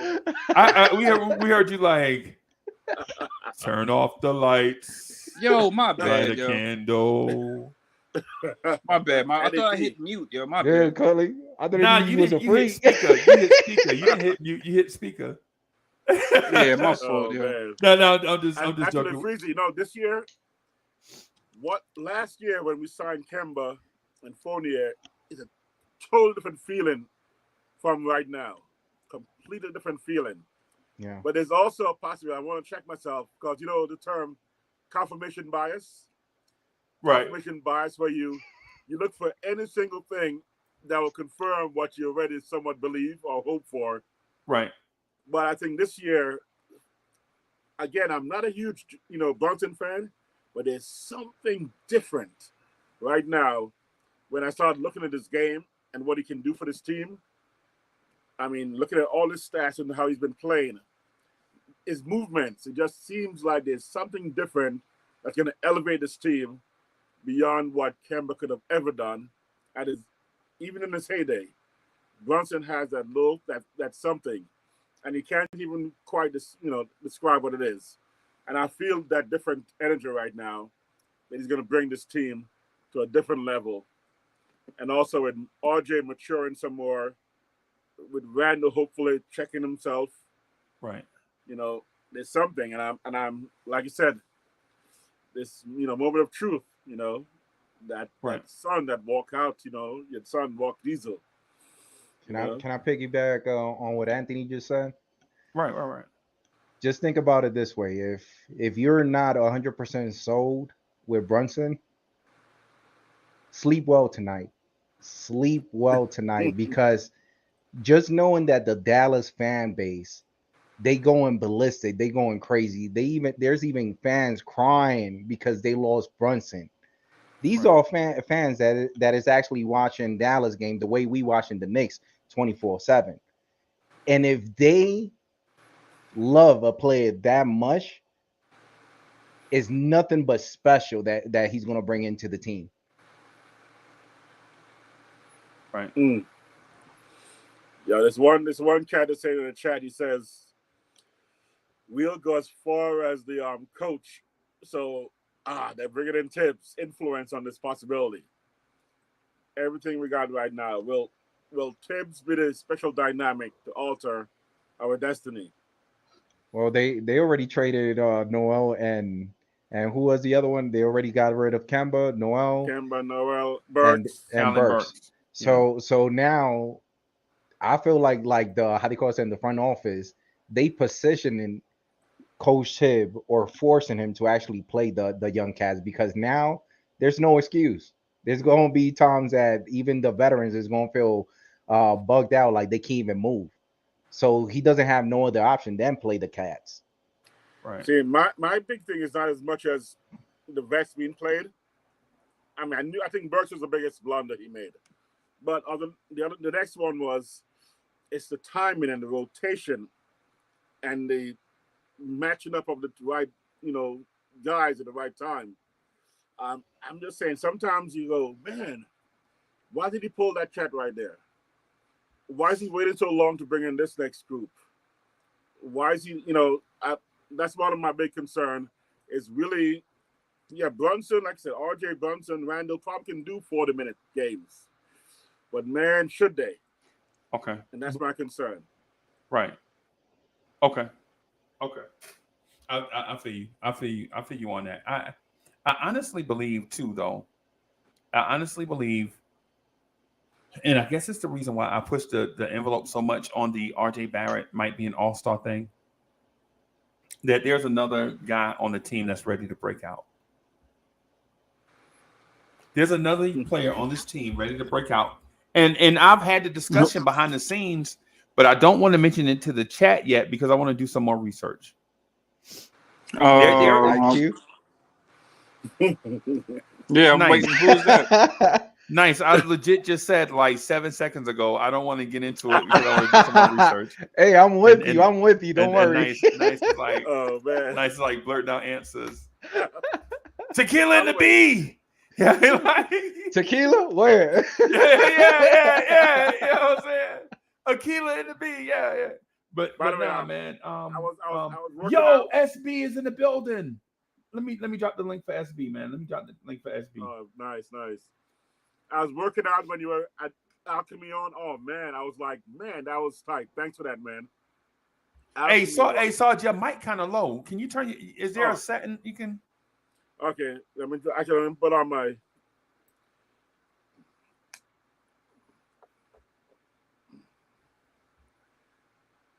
Okay, 1 second. Okay. Can you hear me better? This better? Uh, Maybe not. Okay. Let me try to adjust. Okay. No, I was saying alchemy was excellent, man. I was working out and I'm like feeling that. Alchemy was awesome. Thank you for that, man. Yeah. Those are the type of guests that we trying to get on. SB was good, bro. Yes. How you doing, man? It's been a minute, man. I've been seeing you doing your thing, Uncle Freezy. Yeah, we trying to do. How the baby? They growing. Growing fast. Too fast for me, but they growing. Okay. Yo, man, I've been wanting you to come on the joint. I've been wanting to get you specifically I got to come on. I got to put my number in the private chat for you too, because I was waiting till I got on the panel to put my number. I know you asked for my number. I'm putting in the private chat for you too. Okay. I'm gonna get because I wanna at some point I want to talk to you about basketball from the Bulls' perspective. Okay. And not just Knicks loaded. So maybe one of these days, maybe in the coming weeks, I can kind of get you to come on and chop it up with me about some Chicago Bulls basketball and how it impacts the NBA landscape, and then how that influences and impacts the Knicks. Yep. First of all, I want to say happy 4th to everybody. And then I want to congratulate the Knicks fan base on your superstar signing of Jalen Brunson for $100 million. Let's man, you so sarcastic, bro. You so sarcastic. Now listen. First of all, salute to Jalen Brunson, because I know this is a Knicks heavy fan base. Knicks players watch your channel. I know Knicks fans watch your channel, so I know it's gonna be him. I never fault nobody for getting your money, Jalen Brunson, but I don't know if I would pay Jalen Brunson that much money with the coach I have. Let me explain to you guys. Y'all just hit Kemba Walker, because the whole point of our offense, you need a guy who can create a shot. Jalen Brunson, which can do. But you pay $20 to $30 million of paying for a guy who averaged 16 and 4, maybe. Jalen Brunson, get your money, young fella. Get your money. But is Jalen Brunson a good enough defender to play 35 to 40 minutes a game with Thibodeau? Absolutely. That's cap. You're lying. We're not going to sit here and lie about that, because Kemba Walker, who's still a great player at creating a shot, but questionable on defense when it comes to Tibbs standard. Listen, we got to talk about Tibbs standard, not the NBA standard. Okay. Tibbs standard. Derrick Rose, let me tell you, Derrick Rose was questionable defense, but you know why Derrick Rose stayed on the floor? Because Derrick Rose was a 6'3", 6'4" point guard where he had enough reach to play defense.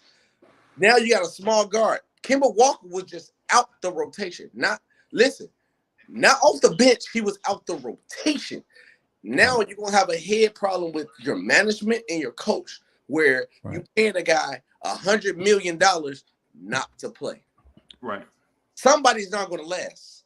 And I guarantee it's going to be Thibodeau, because you cannot play a player $100 million and not play him 35 to 40 minutes per game. Yeah, but SB, that's unfair to actually even say, because whenever you mention Kemba Walker and Brunson, that is very unfair due to the reason of age. Like, you cannot expect that Kemba Walker to learn new tricks. We acting like Brunson is 30 years old or 33 years old. And just remember one thing. There's many players that they are not known for defense.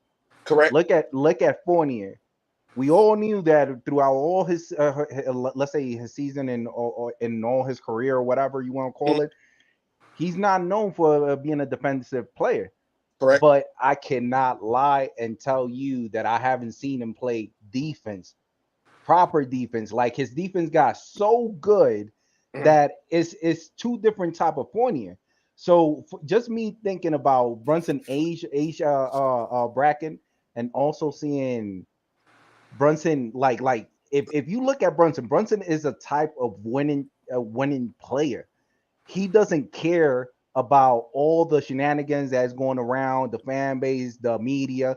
I feel like he has like that mental thing that he could block anything, and he's just gonna do what he. My question is this: Fournier has been questionable defensively, but I guarantee you, if you compare his younger years to the year now, defensive numbers, I guarantee is about the same because teams do not care who you are. If you're not valuable on the defensive end of the court, you will not be on the court. And then also this, the point with Kemba Walker, and listen, ain't Jalen Brunson. It's questionable at Kemba Walker age right now if Jalen Brunson is better than Kemba Walker because is Jalen Brunson better than Fred VanVleet? No. I feel like y'all overpaid for Jalen Brunson, but Jalen Brunson probably like a late 15 best point guard in the league. He not better than Fred. Well, the 14th currently.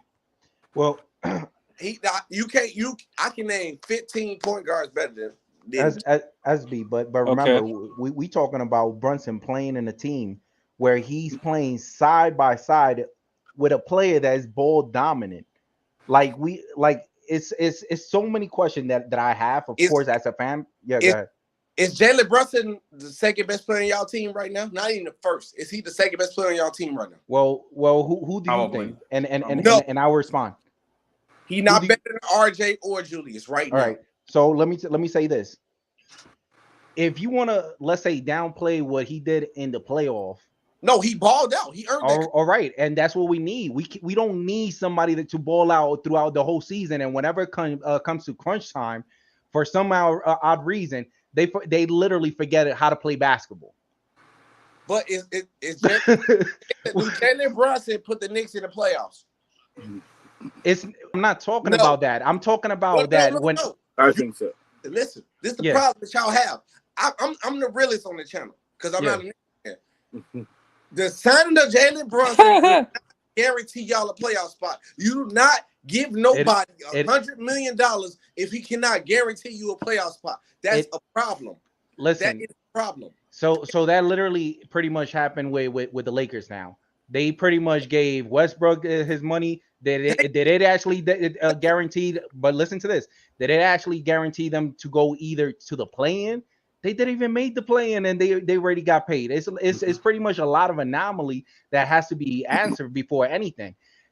First chemistry has to happen before all this conversation. We start talking about it, because if we start talking about all right, we got LeBron, we got Dwayne Wade, we got Shaquille O'Neal, but if we're not asking that one for some reason does not get along with another player, and it might impact the whole team or the whole organization, we might be on a downfall.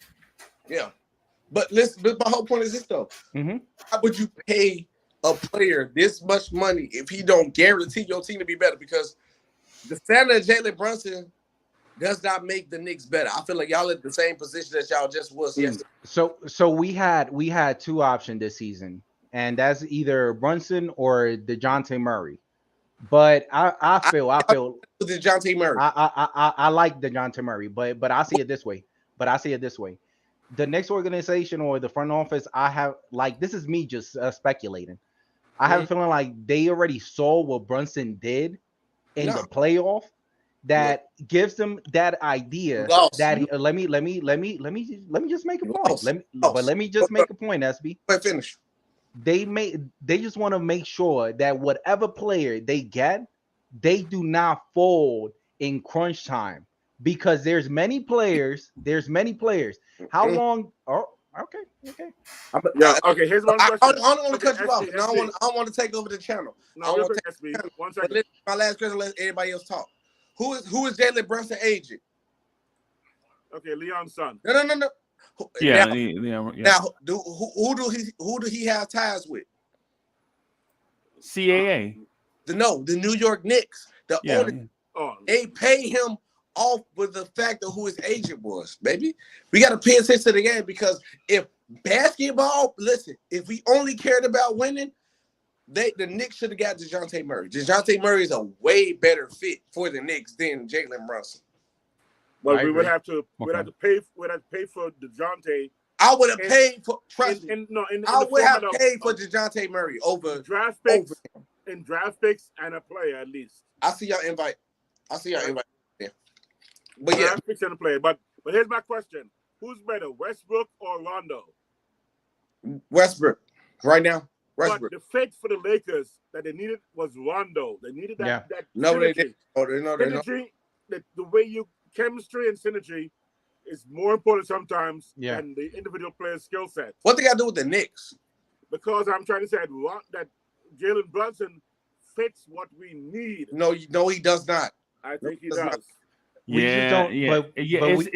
So what we want to do is so to SB the reason why we say Brunson is a fit, not because of what he did with Dallas, right? It's because of the two things, right?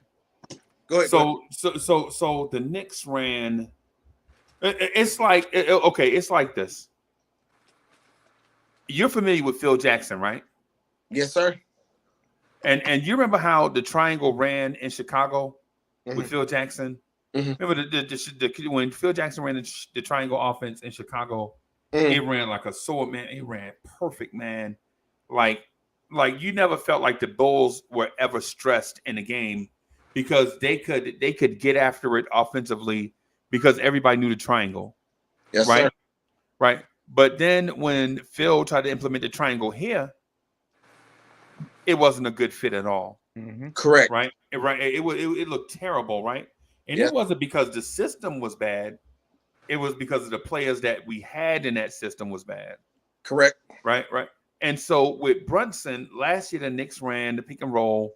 The Knicks were a high pick and roll team, right? With Kemba, yes, sir. But the players were bad. Yes, sir. Right? Yes, sir. The players were bad, right? Yes. So you want to add Jalen Brunson, who's a good pick and roll player, and I didn't say great. He more than solid. He good. He more than solid.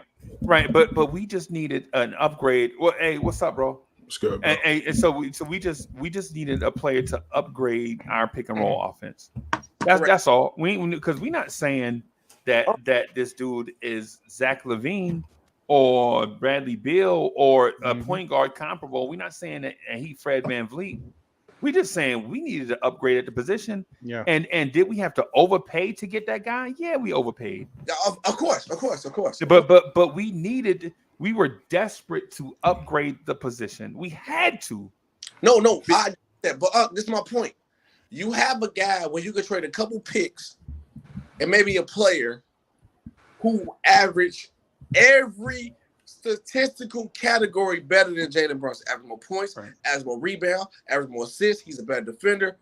Only thing Jalen Brunson might have with him is a better shooting percentage. But he fits the system. I would rather have DeJounte Murray and RJ Barrett next year. That would be probably the best defensive backcourt in the league.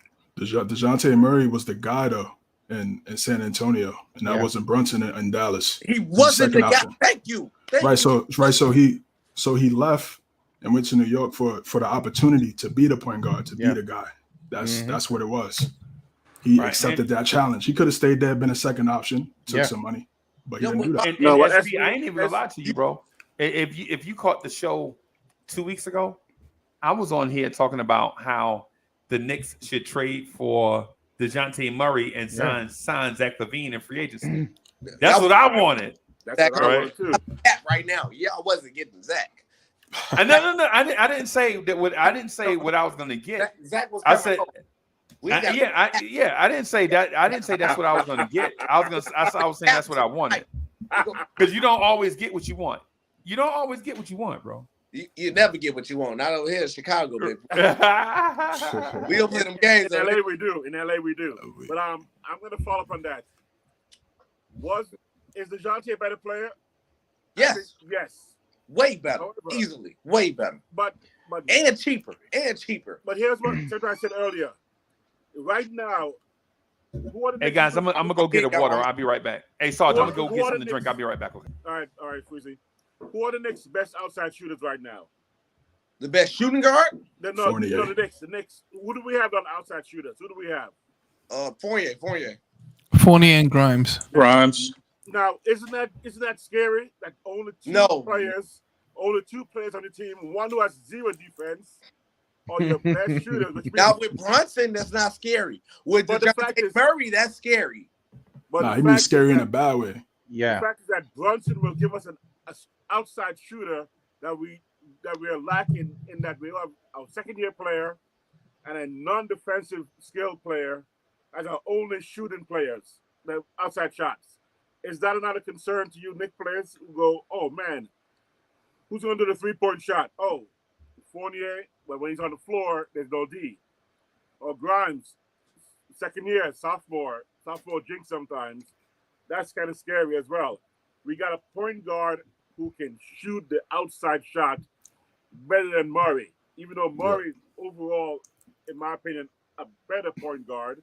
But I'd rather get that outside shooter because synergy-wise, we need to stretch the floor a little bit. And I think Brunson helps that more than Murray would have. Even though, again, I'm a Murray fan over Brunson. He could space the floor. Brunson could space the floor, man. He shot 41% on catching 3 shots last year. Mm-hmm. So even if the ball's not in his hands, if Randle has the ball, RJ has the ball, he still has the ability to have an impact because he could play off the ball. So, exactly. No, you go. Finish up your takes. Sorry for that, player. No, I'm just saying. I feel like it's a good move. It's the right move. Again, I said this yesterday. Rick Brunson worked with Tibbs in Chicago. He worked with Tibbs in Minnesota, and it just happened to be his son happened to be Jalen Brunson. I mean, he's a good player. Exactly, he's a really good player. He's won everywhere he's been, and so I feel like he's gonna pick up the offense. I have my questions too. Mavs run a 5 out, but again, like I said, his pops ran the offense with Tibbs, so he's gonna pick that up, and it's gonna come down to the two guys that you guys were talking about before I pulled up. It's gonna come down to Randle and RJ. They got to step up. They got to play at all-star level, and then he'll play his role, and that's it. Right now, am I also worried about nepotism or in the sexual relationship? Godfather, CAA, the president's or GM's son, his agent, his dad as the assistant coach. Do I worry about that? Absolutely. But when it comes to being on the floor, when it comes to the game itself, I can see the advantage of Brunson right now. Although, again, I'm a Murray fan, and I can see the possibility of not using those picks and a young man to get Murray.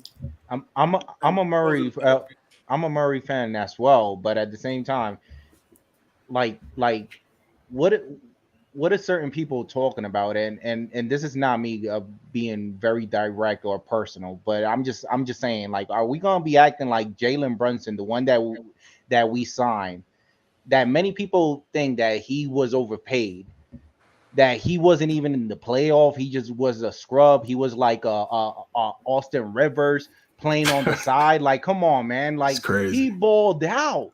Like, bro, once you hear that the other team is suffering, it's crying, it's saying, what the F, Dallas, how we gonna let him go? Once you see another team in love with a certain player, either he's a great locker room player, either something is so special about him, because I just know one thing, bro, that Lakers is not crying for Westbrook to stay. They crying for the opposite. No, they are not. Exactly. They want Kyrie. Exactly. So if Dallas is doing the quite opposite, why are we not willing? Or why is the other 50% or the other fan base that is like not 100% sold? Not just look at what's happening in Dallas. If you focus on what's happening in Dallas, I'm pretty sure that it will move you to a certain way. Man, you know something? It's right. He was playing with Luka and he's ball dominant. Let's give this guy a try. Let's give him a shot. Let's give him a shot. Who do you think is the best coach in the NBA right now? Who would you put in the top 3 coaches in the NBA? Steve Kerr, Spoelstra, and I'm gonna say Ty Lue. I mean, throw Pop in there. Pop is at a different standard. I would never say Steve Kerr. He has too many good players. Y'all not watching. Y'all gotta look at what they run over there in Golden State, bro. The actions, the splits. Yes. Pop Hall of Fame, of course. Yeah. Exactly. Hall of Fame, He yeah. trusts his judgment. Yeah. Would you want Yeah. Wait. So y'all not throwing Rick Carlisle in that? Rick Carlisle Nah. won an NBA championship. Y'all not Nah, he throwing did. Budenholzer in that. I mean, you said top 3. You said top 3. active, I mean, active right now, active coaches. Yeah. I mean, I like Spoelstra. I like Spoelstra over. Maybe it's a Carlisle. Yankees hat thing. Maybe it's a Yankees hat thing. Is it a Yankees hat thing that's messing up the conversation? Nah, I like Rick Carlisle. He cool. He cool. But I'm just saying, Carlisle's cool. Pop's judgment, and he let Murray go. Something must be up. Why would Pop let Murray go? They trying to rebuild. Yeah, but it doesn't make no sense if you Young. think about it. If you think about it, and he's something special, like to anybody that's watching ESPN or NBA, and you be seeing the highlight, you be saying that, but it doesn't make no sense for a team like that to let go of a player that is just right around the corner to either meet the All-Star, already met the All-Star, but it's going to be down the road that he's going to continue to pursue that path. It doesn't make sense of actually let's say letting him go right now at this precise moment. Like, right. I understand if it was next year, like they already assessed pretty much everything. They don't want to keep him for whatever reason. But whenever I see things like that, especially when he still has like 2 or 3 years under his contract, it says a lot. It says like, to me, something is not functional in the locker room. I don't know, and that's just me being like throwing out speculation. Let me disagree with you, but I want to do it respectfully, right? No, you good. And so, hey, logically, Knicks was good. How you doing, sir? I am well. How about you? Can't complain, man. How the babies? How the baby? She right here in my arm right now. Nice. Oh, you the Pepe. Hey, Pepe. What up? Out of Pepe. So I gotta disagree with Nice too, and respectfully, of course. No, you good, bro. But the report is that. Can I tell everybody who you are first of all? Oh, go ahead. So for everybody that don't know, the screen, my man changed the screen name, but this is my half brother, Nick G. Right. So what happened was I was born first, and I took all the good looks and the money and the charisma when I left the womb, and then everything that was left over, I left it for Nick G. No, I'm just joking. Nick G, I'm just joking. Hey, I said that because I was at a meeting one time, and a dude said that. He was like, Uncle Freeze is my half brother. People were like, oh, I didn't know that. Like, yeah, we twins. I left the womb first, but I took everything with me. And then whatever was left over, that's Uncle Freeze. I was like, oh, you dirty rat. No, man. No, but no, this is my guy, Nick G, man. We started doing this. Like, Nick G, can you believe it's been almost 2 years that me and you started this whole thing at night? In the offseason around this time, too. Yeah. Right. Man, the years fly by, bro. I was just talking to Sarge about that, about how the years fly by. In the moment of truth. Like how, how you walking with your girl and she been pregnant all that time, right? And then all of a sudden, the moment of truth come and the baby arrive. And you look at the baby, and it's like a life-changing moment. Like, that right there, that human was inside of that other human. And now I got to take care of both of these people. You know what I'm saying? You know how to, Nick G, you know what I'm talking about that moment of truth? Man, it's so scary, but you're so beautiful at the same time. Right. That's what I'm saying. It's and so I compared that moment to not the expansion of your family. That I'm not saying that, or not, especially not Nick G. I'm not making it personal. I'm speaking in general terms, right? I'm speaking in general terms for every example that I use. I'm speaking in general terms, right? But when RJ Barrett makes the All-Star team this year, it's gonna be like that moment of truth / validation of all of our waiting and being patient and suffering to see RJ Barrett into the All-Star game. Excuse me, he won't be the starter. He ain't starting, right? But when RJ Barrett go to Utah, and somebody knocked the ball out of bounds, and you see RJ Barrett at the scorer's table coming the game. All of that waiting was worth it because of this moment. The Knicks drafted an all-star. Now, how does RJ Barrett get to Utah? Jalen Brunson. How does Jalen Brunson get RJ Barrett to the all-star team? Not by giving him passes that get him to get wide open layups, right? But just by being on the floor and having gravity, keeping defenders off of RJ Barrett. Yep. That's all. That's all he got to do is be present. Yep. All he got to do is be on the floor and be what he was last year. That's it. Right? RJ Barrett start driving to the basket. Everybody on the team goes to the basket with RJ Barrett because nobody else on the floor is even worth guarding. Right? You on the floor. And I'm not knocking Grimes and McBride and Burks and Rose and Kimba and Fournier and Obi and Randle, but yes, I am. Yes, I am. Because it makes no sense for a wing player having to drive to the basket and get smothered by 3 defenders. That makes no. Now with Brunson on the floor, it's one less defender RJ got to fight through. Hey, CJ, you ever ran through the woods, bro? You ever ran through the woods full speed and get beat up by branches? Nah. I know. The reason why I asked him, because no disrespect to CJ, to Knicks Boulevard, but he looked like a pretty boy. Nah. He looked like a pretty, college educated. He probably is some fraternity or something. He probably is soup fight, something like that. Just like everybody else, man. It's like everybody else. Bro, no disrespect. It's all love. No, it's all love. But it's like, Saul, you ever been through that? Running through the woods, man, branches tearing you up, and you take a shower. You know how you get back to your position, and they got the 5-ton truck parked, and they got the water blivet out there for you to take a shower outdoors or whatever. Yep. And you get up under the thing, and you like, exactly. Because you got scratches in places you had scratches in place you didn't even know exist. Exactly. You know what I'm saying? But that's what it's like for RJ Barrett to go to the hole every time he drives. You know what I'm saying? And you put Brunson on the floor with an improved Emmanuel quickly, right? And all of a sudden, RJ Barrett, instead of fighting through 3 people, all he got to do is fight through 1. I like my chances.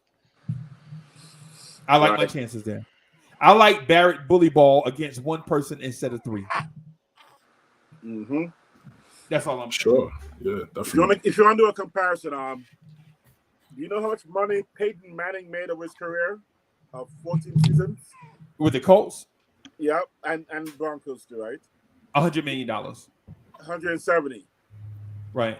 You know how much Eli Manning made of his career? 2 extra years. 150. 252. How much? 252. So Eli Manning made 70 million more with 2 extra years. So let's just adjust for year to year. He made more money year to year than his brother did. Peyton Manning is a guaranteed first ballot Hall of Famer. Right. But Eli Manning fit the Giants system, the synergy of what they needed. Yep. Right. Get him to 2 Super Bowls and 1. Right. So that's what Brunson is. He's not Peyton Manning, but he's that player that we need to fit that notch, that little groove that gets us to the right direction, that could take us to the right place. I'm just saying, you don't have to look for the best player. Again, Rondo didn't have an outside shot. And all of a sudden, what is Rondo clutch shots for the Lakers when they needed him, he came through. Yeah, right. I mean, President Obama made fun of Rondo's shots. Remember when he went to the White House? Right. Man, I'm just saying, the Lakers needed that court, that general on the floor at the right time to help out to get that championship. And that's what Brunson is. That floor general we're gonna need to get us to the right direction. And like you said, Freezy, he may not take us there. He's Moses. He may take us to the promised land. But he's going to get us in the right direction, and then he's going to be like, here you go, baby. Take the next step. Yeah, people hear that story about Moses and think Moses did everything. No, he didn't. Moses was one link in the chain. Exactly. Moses was one stop in the whole order, right? Everybody had a stop, right? Remember Noah's Ark? Noah had a mission. That was one spot. He like, hey, do this thing or y'all gonna die. They're like, rain came, he died. And that's it for Noah. You know what I'm saying? That was it. And then Moses, and Moses like, hey, go tell Pharaoh, let my people go. But he got the people, led them up to a point. That line is saying he couldn't cross it. And then now you talk about Aaron. And now it's other people. Everybody had a job to do. Right? And it's the same thing with the Spurs, right? It's the same thing with the Spurs, right? Y'all remember it's the same thing with the strength in numbers Warriors. I'm sorry, it's the same thing with the We Believe Warriors. Yeah. Baron Davis, Corey Maggette, Steven Jackson, all them dudes was a link and they were a stitch of time. That's it. That's it. Right? That's it. Those dudes didn't get to reap the reward of the strength in numbers Warriors. Right. You feel me? And Jalen Brunson is a stitch of time. Right? That's all he is, man. The Knicks finally have a point guard. We're not saying he's the savior, but he's here to help the young guys get better. Right? And the thing with the thing with DeJounte Murray, just real quick, why I disagree with Nice, is not because of his perspective. I respect his perspective, but I view certain things differently. And Nick G might agree with me, and he might not. And then we might have three people with three different opinions on it, which to me makes the conversation better. Yeah. Right. And so my thing is with DeJounte Murray is not that he was a bad player or something rotten behind the scenes, but timelines matter. Right. The Spurs are looking to rebuild from scratch. Right. Because the previous generation of young players didn't work. And so now they're looking to get back to basics, right? A small forward that can guard 2s, 3s, and 4s. They had that before. Now, stop me if you heard this before. An athletic 3 that can play the 2, 3, or the 4, guard 1s, 2s, 3s, and 4s in a playoff setting is a genetic freak. And y'all know who I'm talking about. I'm talking about Sean Elliott. Sean Elliott, the 6'8" small forward from the San Antonio Spurs. Right? Did y'all think I was talking about somebody else? Who else would I be talking about? Kawhi. Yeah. Oh, you know I was talking about Kawhi. Oh, so okay. Sean Elliott was nice. Yeah. But Sean Elliott before him, he was definitely that versatile wing. Right. And so the Spurs have a blueprint then, right? They did it with Sean Elliott. They did it with Kawhi Leonard. And I think they drafted who did they draft? Did they draft a guard in the first round? Who did they draft? They had Baby Johnson, no? They drafted Jeremy Sohan. Oh. So we're talking about this year. This year. This year. They drafted Jeremy Sohan, right? Facts, yeah. Right. So they have a blueprint. They had Sean Elliott, they had Kawhi, and now they got Jeremy Sohan, who they're gonna try to build this thing around in this next generation of stuff. Right? So in rebuilding, do you sometimes have to sacrifice a good player to rebuild? Yes, you do. The Celtics did it with Paul Pierce and Kevin Garnett. They had to rebuild, right? So they traded Kevin Garnett. They traded Paul Pierce to the Brooklyn Nets, which was dumb by Brooklyn, but the Celtics, they had to rebuild.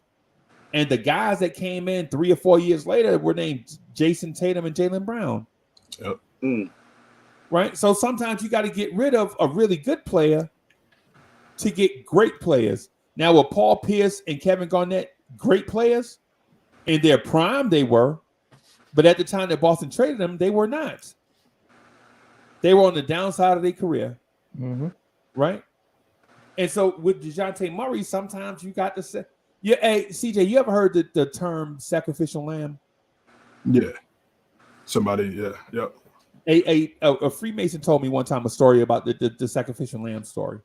He told me an allegory, right? He said, sometimes when the shepherd is leading his flock, he has to sacrifice a lamb in order to feed the flock and to keep the wolves at bay. Right? So sometimes you have the fattest, slowest lamb that's holding down the flock is gonna get sacrificed, right? To feed the shepherd and to leave the wolves a step behind. You leave the scraps right there for the wolves, right? So the wolves won't come and eat your entire flock, right? And so people hear the term sacrificial lamb and they're thinking like, oh my God, the sacrificial lamb is no, that lamb served the purpose. That lamb was sacrificed to God on high, fed the shepherd, the bones and scraps and stuff went to the wolves, and the flock got to live another day. Right? DeJounte Murray is that. He's a great young player, right? Mm-hmm. And somebody else's trash, somebody's trash is somebody else's treasure in this case, right? The Hawks get a really good player, right? But the Spurs get those assets for DeJounte Murray. They sold him at his highest, at his peak, right? Yeah. And now they have pieces to rebuild with. It's a timeline thing, in my opinion. Nice. That's what I'm getting at. It's a timeline thing, not a something happened behind him, and it's not a Coach Pop was smoking a cigarette and DeJounte Murray bumped into him. It ain't that. I don't think. No, I see your point, but at the same time, remember, just like CJ said early on, we all knew that DeJounte Murray playing for the Spurs, he was always their number one. Right. So now we have new question. Once he plays right next to Trae Young, is it going to work out? We never even seen players like that. It's like you saying, all right, we're going to match up Luka and Westbrook. Okay. Not LeBron. I'm talking about Westbrook. Both of them, they're going to be thinking, I'm the guy. They're going to fight for you. Look what happened with Christopher Porzingis, and it's like they couldn't get it along for some reason. They just want it out real quick. So now we know that with Brunson, we're not gonna have that problem because he was a number 2 in Dallas. So he doesn't have a problem to step back and be like, you know something, take the shot. I'm not gonna fight for the ball. If you are in a better position, I'm gonna pass it to you. But if you have these 3 players for the Knicks, Julius Randle, RJ Barrett, and DeJounte Murray, who's gonna take the shot? It's up in the air because whoever has the ball, I can tell you right now, either one of those 3 is just going to take the ball. It doesn't matter who's better position. It doesn't matter to them who are like who has a better look. They want to take that shot because they feel like, oh, like if I take it, people's gonna remember me now. I don't want that type of game for the Knicks. Like we're gonna go on the downhill if that's the type of plays that we're gonna keep on addressing. The type of player that we actually need is unselfish player from all the way from the bottom all the way to the top. Everybody got to be unselfish. And everything starts with Julius Randle. I feel like Julius Randle, he has the best opportunity this season. Embrace it. Know that you have a fan base that is against you. Embrace Obi. Wish him well. Show him a trick here and there, and wish for him to always succeed, so that people, whoever is around you, now respect you even more, and love you more. Just thinking about playing with you, nobody's gonna have a problem playing with you because they want to play with you. And whenever you start in that base, I'm telling you right now, Freezy, that's changing the culture. It doesn't start only because of the front office, the organization, this and that. It has to come from somebody. I'm not gonna point out finger from who is gonna come. Either RJ, Julius Randle, Brunson, doesn't matter. But somebody needs to step it up and say, you know something, We got to see what happened 2 seasons ago. Right. Do more of that and less whatever the hell we did last season. Okay, but I do want to chime in on that. Are you saying that Randle rehabs his image in the public eye by doing something publicly for Obi? I'm not like to tell you the truth, as a fan, I don't need to see it because everything is gonna be mirrored through the how do you call this thing? Through the court. Right. Yeah. Once you see that like Randle doesn't even need to apologize. That's how far I'm going to go. Randle doesn't need to be even going to the camera saying, "Oh, I apologize," because it doesn't mean nothing if he's not producing on the floor. So if he takes it personal and he be like, "Yo, you know something, Obi? Let me give you a tip here and there," and you see that whenever they play those two cats at the same time, I could tell you one thing: if Obi is playing better with Randle, is because now he's feeling comfortable playing with Randle. Hey, he has let me interject something right there, just real quick. So I've been to a few games to a few Knicks games with Obi and Randle playing. The thing that the media does, and I don't think it's fair, and this is the reason why I took footage with my phone and put it on the channel and have proof. So for those of y'all know I don't like BS takes and stuff. So I have coverage on this channel, on this YouTube channel here that I took with my phone in Charlotte. Julius Randle does do that with Obi, bro. He does do that with Obi. He does do that. But the media in their hatred for Randle and the Knicks, they don't show that. Like they don't show how aloof Derrick Rose is. Derrick Rose is aloof, bro.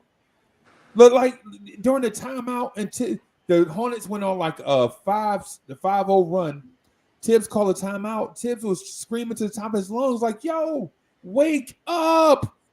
Derrick Rose was at the basket, shooting layups in the basket, and the rest of the team was over by Tibbs.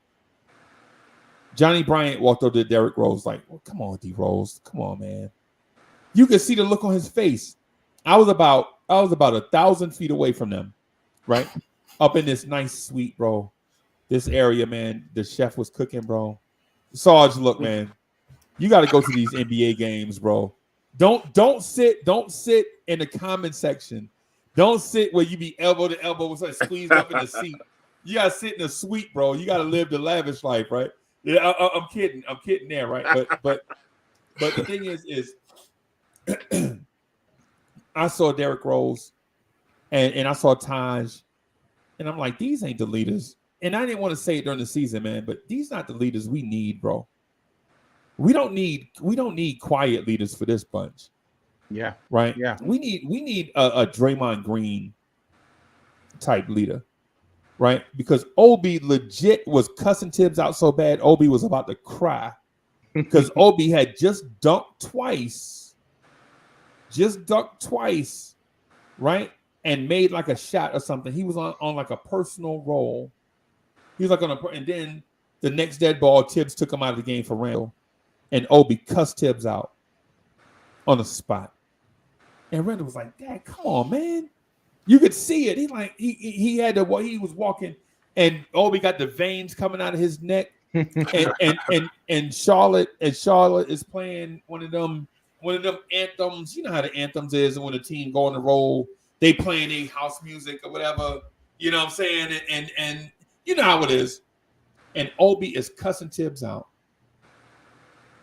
Quickly, that is don't know whether to go to Kemba or to Obi, because Miles Bridges was cussing Kemba Walker out, calling him all kind of words you don't call a man, right? Miles Bridges was doing this to Kemba Walker.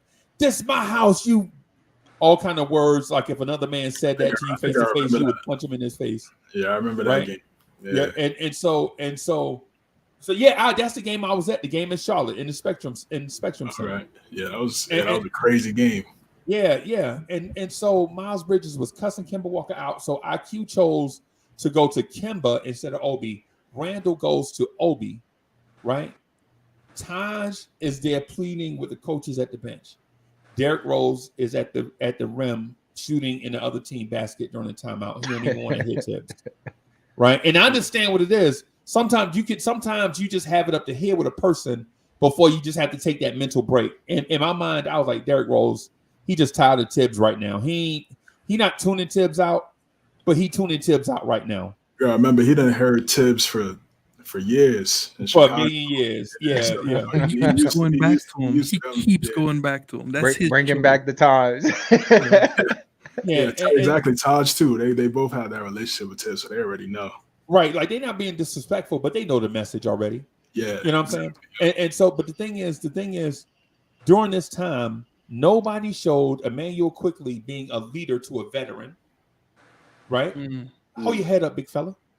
You know what I'm saying? I know you want to have a good game here. I know you coming home and you got something to prove and everybody is down on you or whatever, and you back at the place that drafted you and all this stuff, right? And this is what I'm thinking Emmanuel Quickly is saying to Kemba as they walk, as Emmanuel Quickly gets in between Miles Bridges and Kemba Walker, right?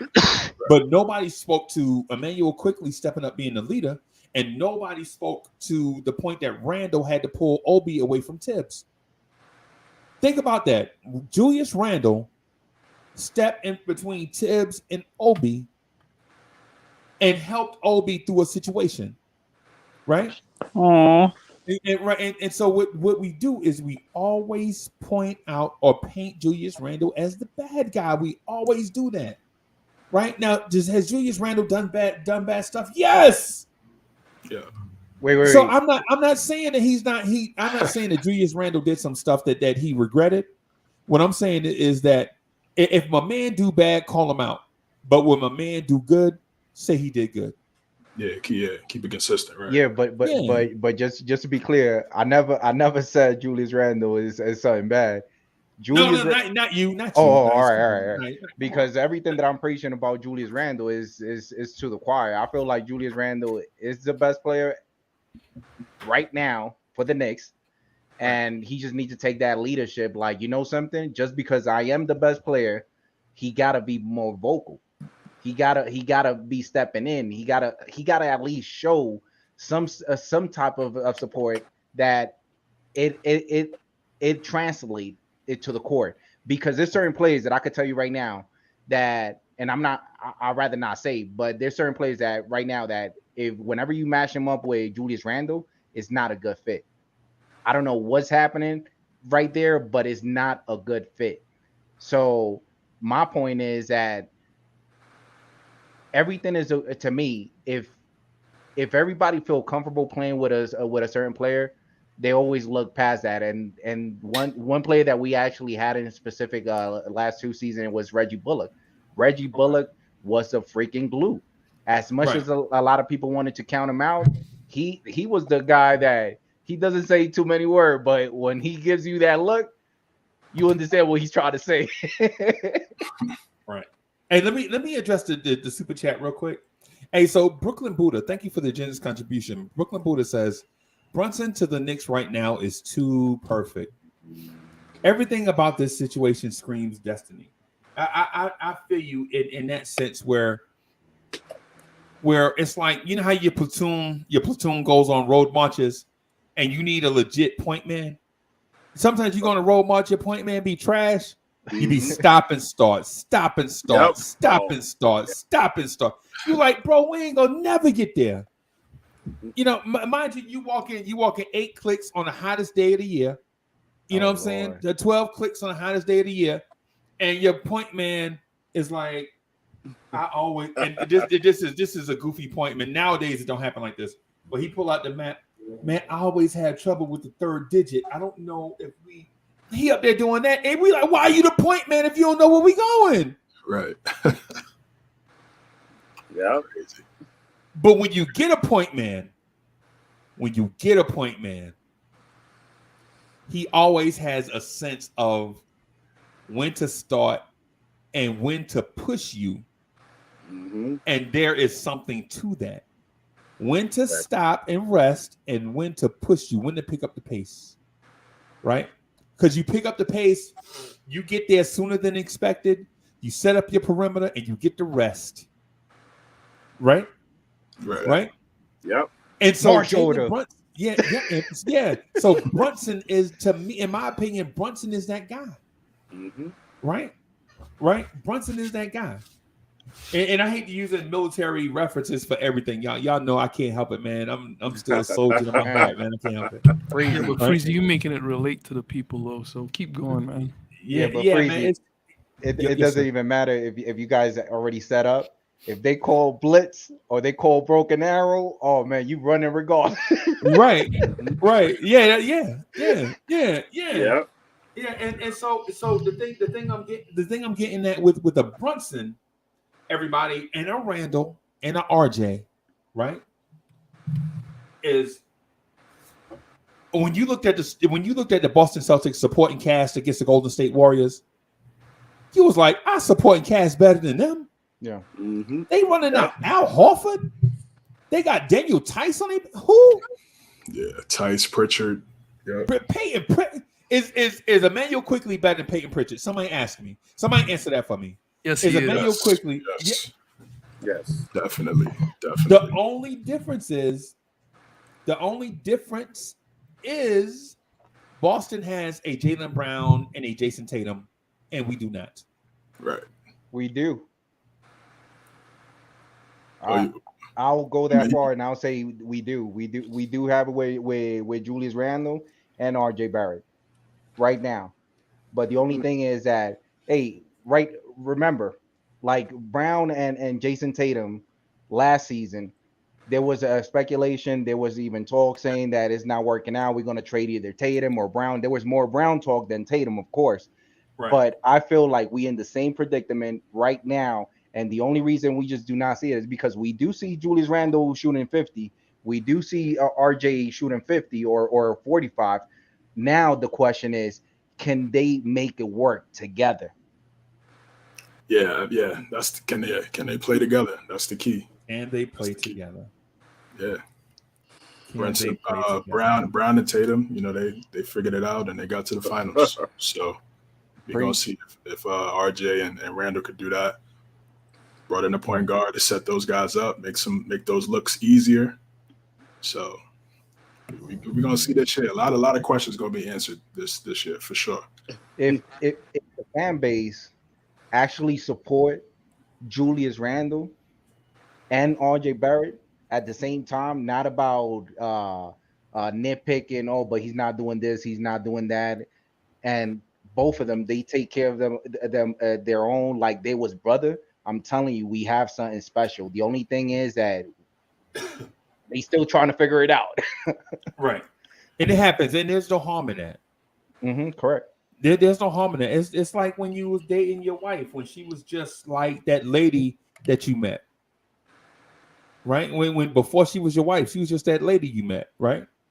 You know what I'm saying? And you was like, you spit your A game, you talking to her like, yeah, girl, ABC equals 1, 2, 3. You know what I'm saying? Like you spit your A game, right? This is you in your mind. You think you laying it down, boy. Like, yeah, you know what I'm saying? Peanut butter and jelly together with some bread. Make a sandwich, baby. This is your tasted it.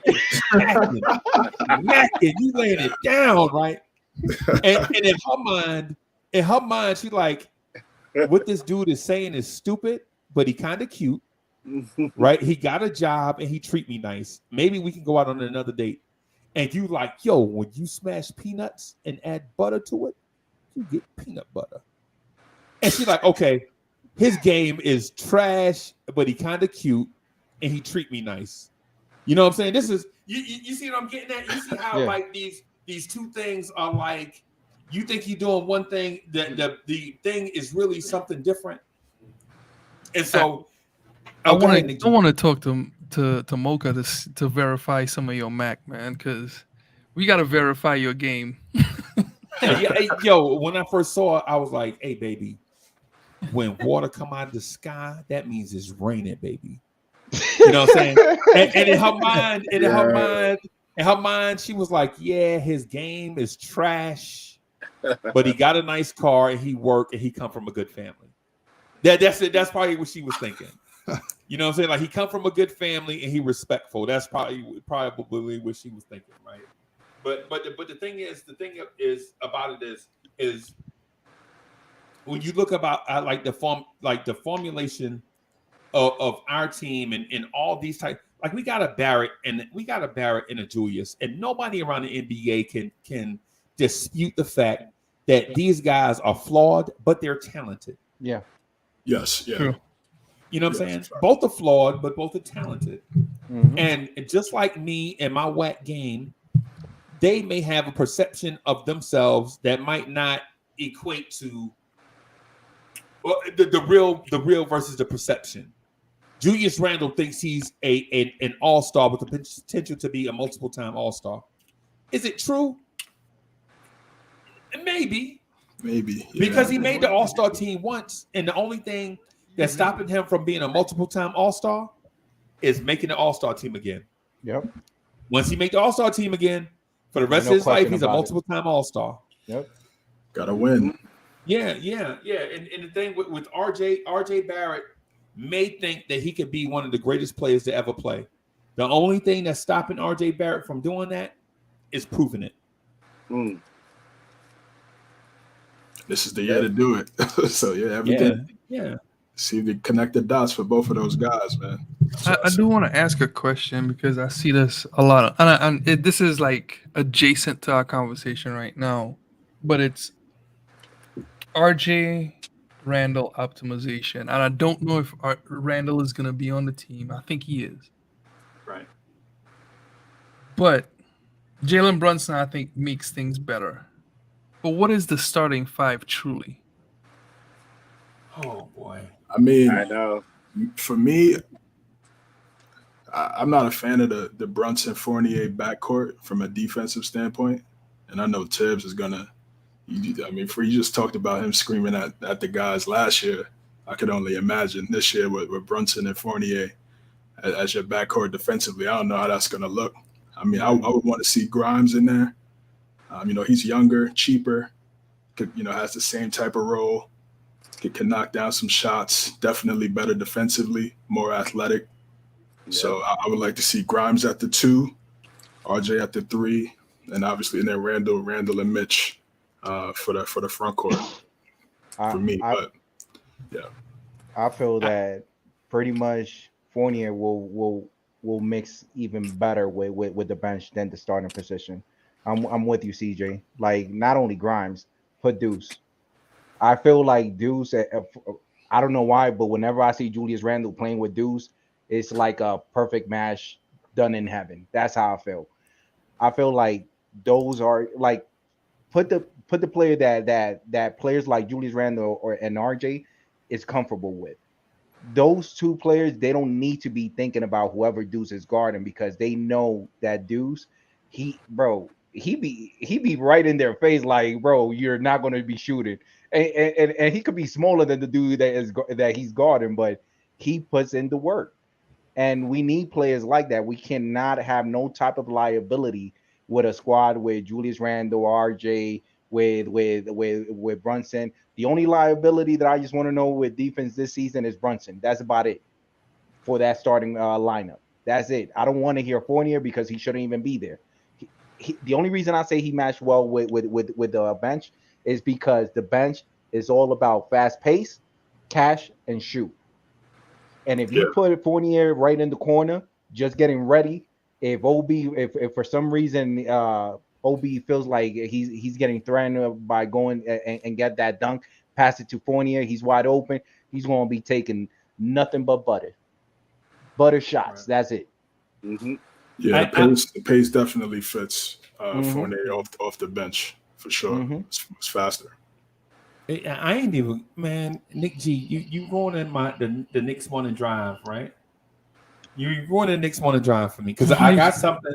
Okay, I got something that I have been working on for a couple of weeks, right? So since Nick G is here, I'll share it. Right. Yo, Evergreen G is in the building. Evergreen G, what's good? I see you on TikTok, boy. I'm sorry, not boy, but you my man, Evergreen G. I see you out there. Evergreen G. That's my man, right? but Nick G, this is so you ruined it for me. You ruined two things for me, right? I wanted to talk about the Knicks starting lineup and the breakout star. And I think the two of them go together. I think the breakout star will be in the starting lineup. Right? Okay. And right, so my breakout star is on the roster right now, and he is currently not penciled in as a starter for the Knicks. But he's a first round pick and has high upside. Right? Cam Reddish. And I'm sorry to keep on doing it. I'm sorry. Go ahead. yeah. So okay. So my deal is no, it's not Cam Reddish. Actually, and no, it's not Obi Toppin. Okay.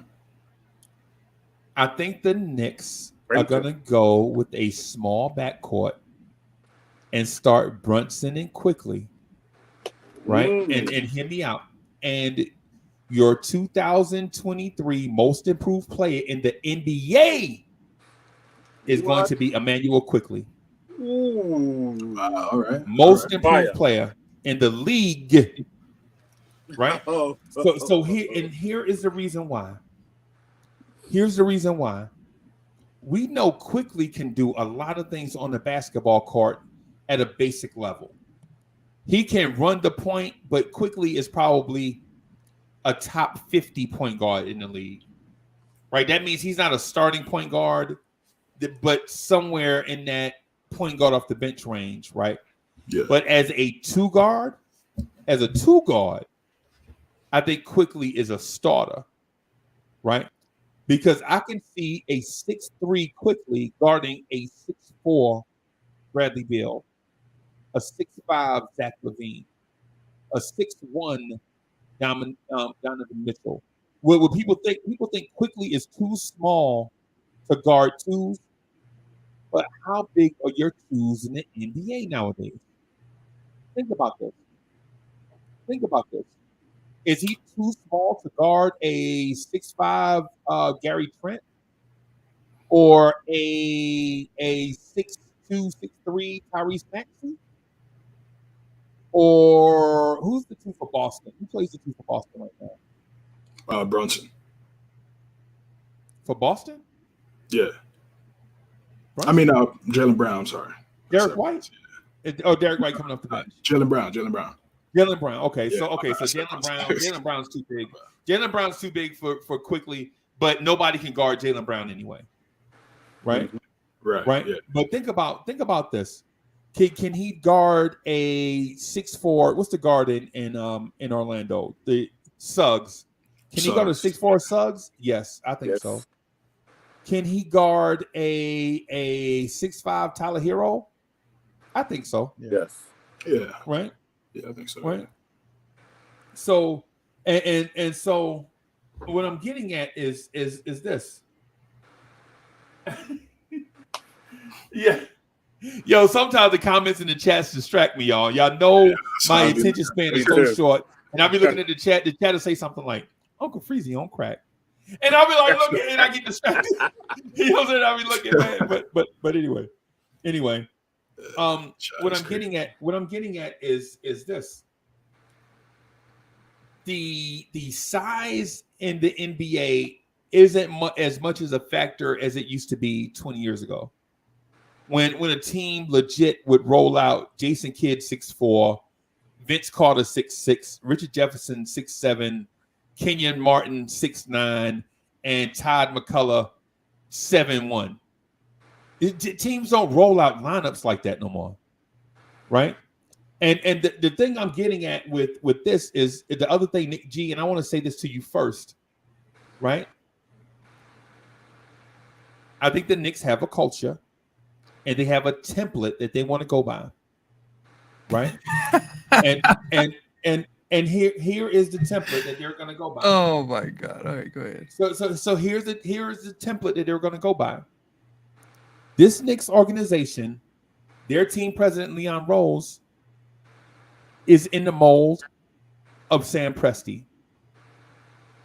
He is not the mafia don, even though he looked like it. Even though he looked like King of Queens. Right, you remember the dude King of Queens? Remember that show, King of Queens? Yeah, Kevin, even though Kevin he looked like the dude from King of Queens, right? He's not that dude. He a nerd, like Sam Presti, like Troy Weaver in Detroit. Like these three guys think the same way. That's the reason why it's easy for them to deal with each other, right? Leon Rose is not a slick agent talk like Rob Pelinka. You notice that the Knicks and Lakers don't do deals. Just because Leon Rose was an agent don't mean he's Rob Pelinka. Right. Or the dude Bob Myers was an agent too, right? Right. Or the dude I was just about to say Bob Myers. You read my mind. Just because he's not those guys. Those guys are Hollywood handsome. You notice those guys, they stand up, they look great in their suits, man. And the camera angle is on them is always perfect. They look like Rob Lowe stunt double. They look like they could stand in for Tom Cruise. But what does Leon Rose look like? Leon Rose don't look like them, bro. Leon Rose looks like the dude in front of you at the bodega. That's what Leon Rose looked like, bro. He looked like the dude in front of you at the bodega. Hurry up with my ham, egg, and cheese. Make it 2 of them in a coffee. That's what Leon Rose looked like, bro. But Leon Rose is a nerd now, and so Nick G. Here's the other thing. You know, OKC used to be the Seattle Supersonics, right? Yep. I think Leon Rose is building this team to be the 90s version of the Seattle Supersonics. Right? All we need, think about it, is we have a Vincent Askew and RJ Barrett. We have a Nate McMillan and Quentin Grimes. Right? We have a Detlef Schrempf, a Euro sweet shooter, and Evan Fournier. Okay. The only thing we need is a super athletic power forward and a rim protector. We got and I'm sorry, and a point guard that'll defend. The point guard that'll defend will come later, right? But all we need is a rim protector, right, and an athletic power forward. Now, once we get an athletic power forward and a rim protector, all we'll need is a glove. We got that. Do we have a glove on the roster? No, I don't think we got the athletic power forward, and we got the rim protector. What's Toppin and Mitch? CJ, stop stealing my point. Let me finish. Oh, my bad. Like, well, y'all be talking legit. I know that was rhetorical. My bad. I swear to God, when y'all be talking, Sarge, when y'all be talking, I'll be super quiet, right? I'll be super quiet when y'all be talking, bro. Yeah. And CJ up here, hey, Knicks Boulevard trying to steal my. I saw you were going. I was going to let you do it. But the thing is I think this front office legit is trying to build us in the mold of a 1990s Seattle Supersonics, right? Not a San Antonio Spurs with Tim Duncan and David Robinson, not a Golden State Warriors with a Steph Curry, because Tim Duncans are too hard to find.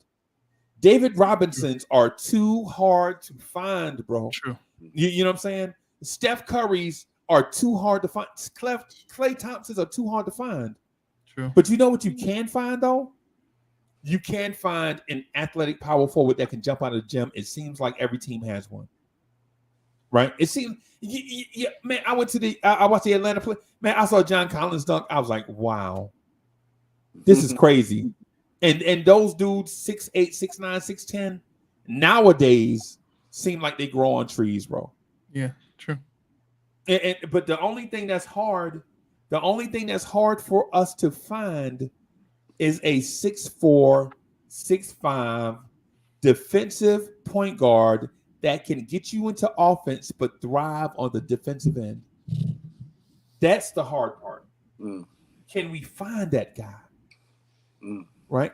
And I'm telling you, once we find that guy, once we find that player, the rest falls into place just like that. I'm telling you, the rest falls into, and me and Nick G will get on 95 and get pissy drunk at the Knicks championship celebration, right? So out there smoking cigars, and I know Nick G don't drink or smoke. I know that, but I'm a bad friend. I'm a bad friend, right? I'm a peer pressure the hell out of him during the parade on the parade route. Nick G, here, drink this water. Nick G, hey, this water smells strong. What kind of water is this? You know, I'm kidding. But listen, but what I'm getting at is we are not that far away, right? If you think the pieces are lining up right now, as I mentioned that, what do you think the front office is thinking?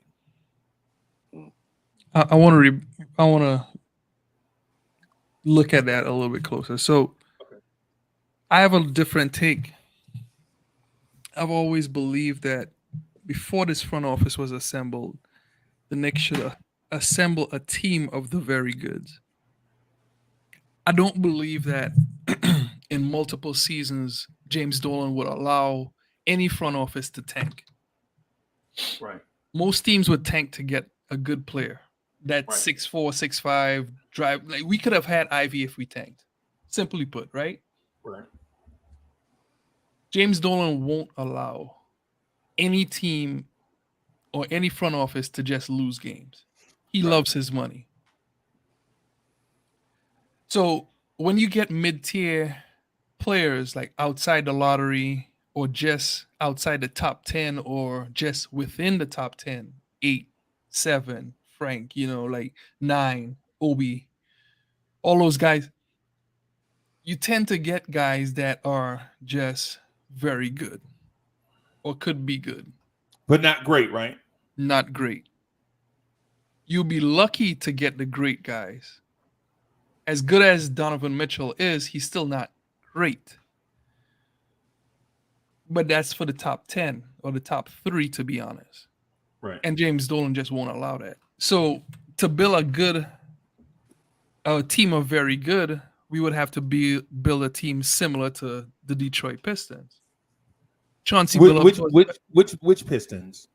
Okay, that's what I was going on to. So the 04 Pistons. No. Play hard-nosed defense. Wings everywhere. Switchable. Could defend anybody. They always are in every game because of their defense. And then Chauncey Billups put them over the top. Right. And guess who was on that staff with that Detroit Pistons team? Scott Perry. Scott Perry. Right. We've never let Scott Perry go. To this day, like, this front office has no connections. Wes is connected to every single person else on this team. But Scott Perry still sticks on. Yep. So Jalen Brunson to me is similar to Mr. Big Shot. RJ could be a Tayshaun Prince type player. I don't think he is exactly that, but you know, Rip Hamilton is just finding your Rip Hamilton. And guess what? We have a Grimes. Then you come back to Mitch. Well, I think the starting 5 would be Brunson, Grimes, Isaiah Hartenstein, and pick your power forward with RJ. The downfall to picking your power forward is really it's more about shooting. In today's NBA, Obi Toppin needs to shoot 40% from the field. The problem with today's with today's Knicks team is we don't have that many 40% shooters on the court at a time. Right. RJ took a dip. He needs to stay above 40 to make the engine run. Brunson needs to shoot above 40 to make the engine run. I know Isaiah Hartenstein could pass the ball, he could shoot the ball, and he could play defense. Okay. I believe Mitch could back that up, but it is what it is. I think Mitch is more disposable than anything else. But in that lineup or with a game, with putting those games together, it really, Obi has to unlock things by defending well as shooting 40% from the field to make everyone better. You can't just have teams that you put on the court that could be defended by zone. You Right. shoot your way out of the zone. That is a rule of thumb. Greg Popovich, pick your coach. It doesn't matter. It could be old man on Viagra coach. They'll tell you shoot your way out of a zone. There's no coach that would never tell you that.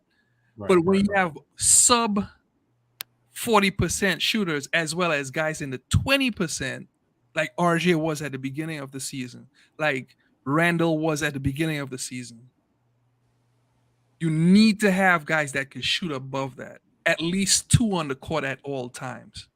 So this is my call to action to Cam, because a lot of people like Cam and they want to see him start. I don't think Cam is a starter. But if he shoots 40% from the field, he'll get the contract that he wants. And also, too... From the field or from 3? I mean, from 3-point, right? From 3. It has to be from 3 first. Okay. And then drive to the basket. Eliminate all mid-range from Cam's game until he could get those 2 down packed. But it is what it is. If we could do that, we'll be not just a playoff team, but a top 4 playoff team.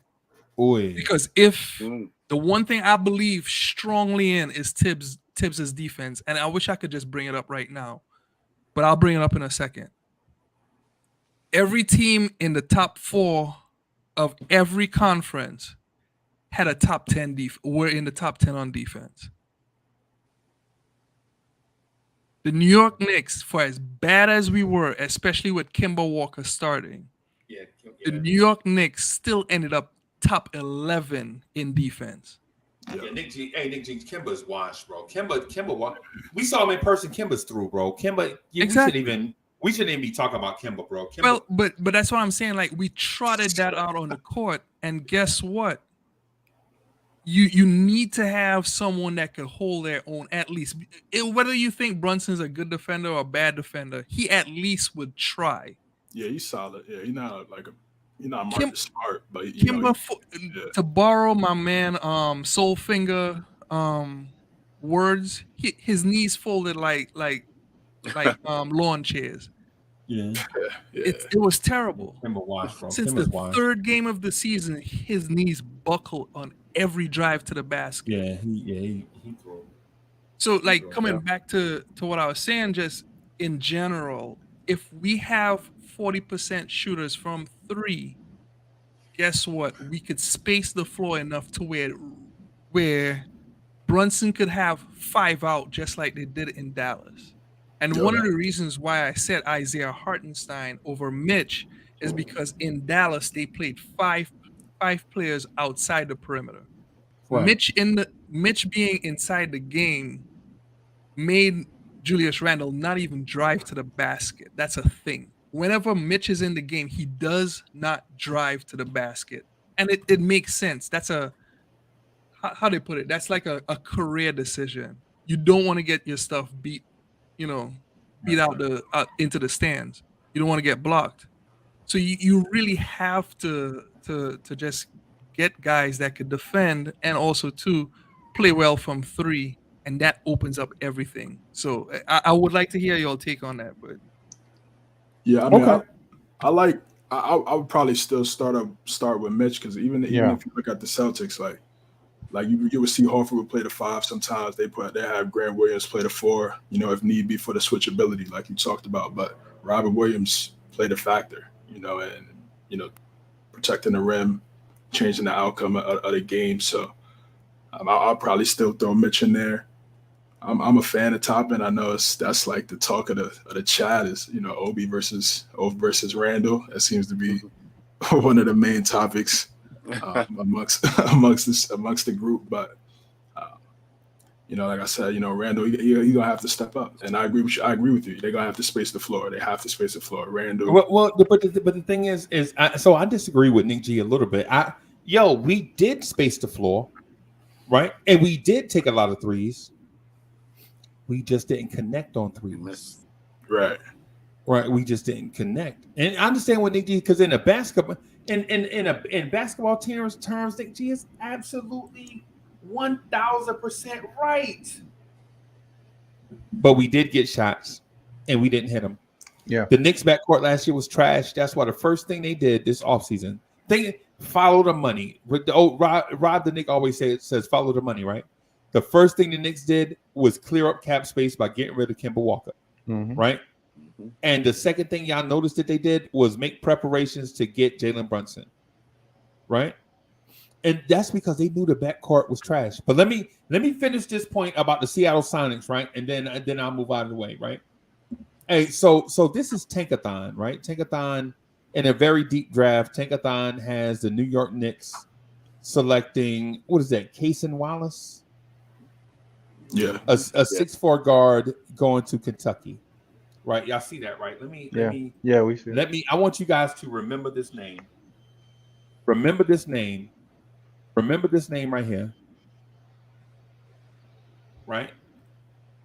Knicks fans, remember this name. Right? Cason Wallace. Right? Right? Remember that name. And now I want you to see this.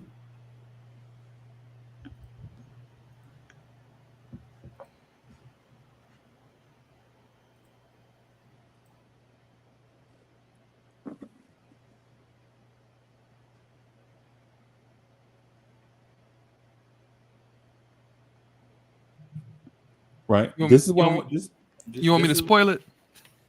No. Okay.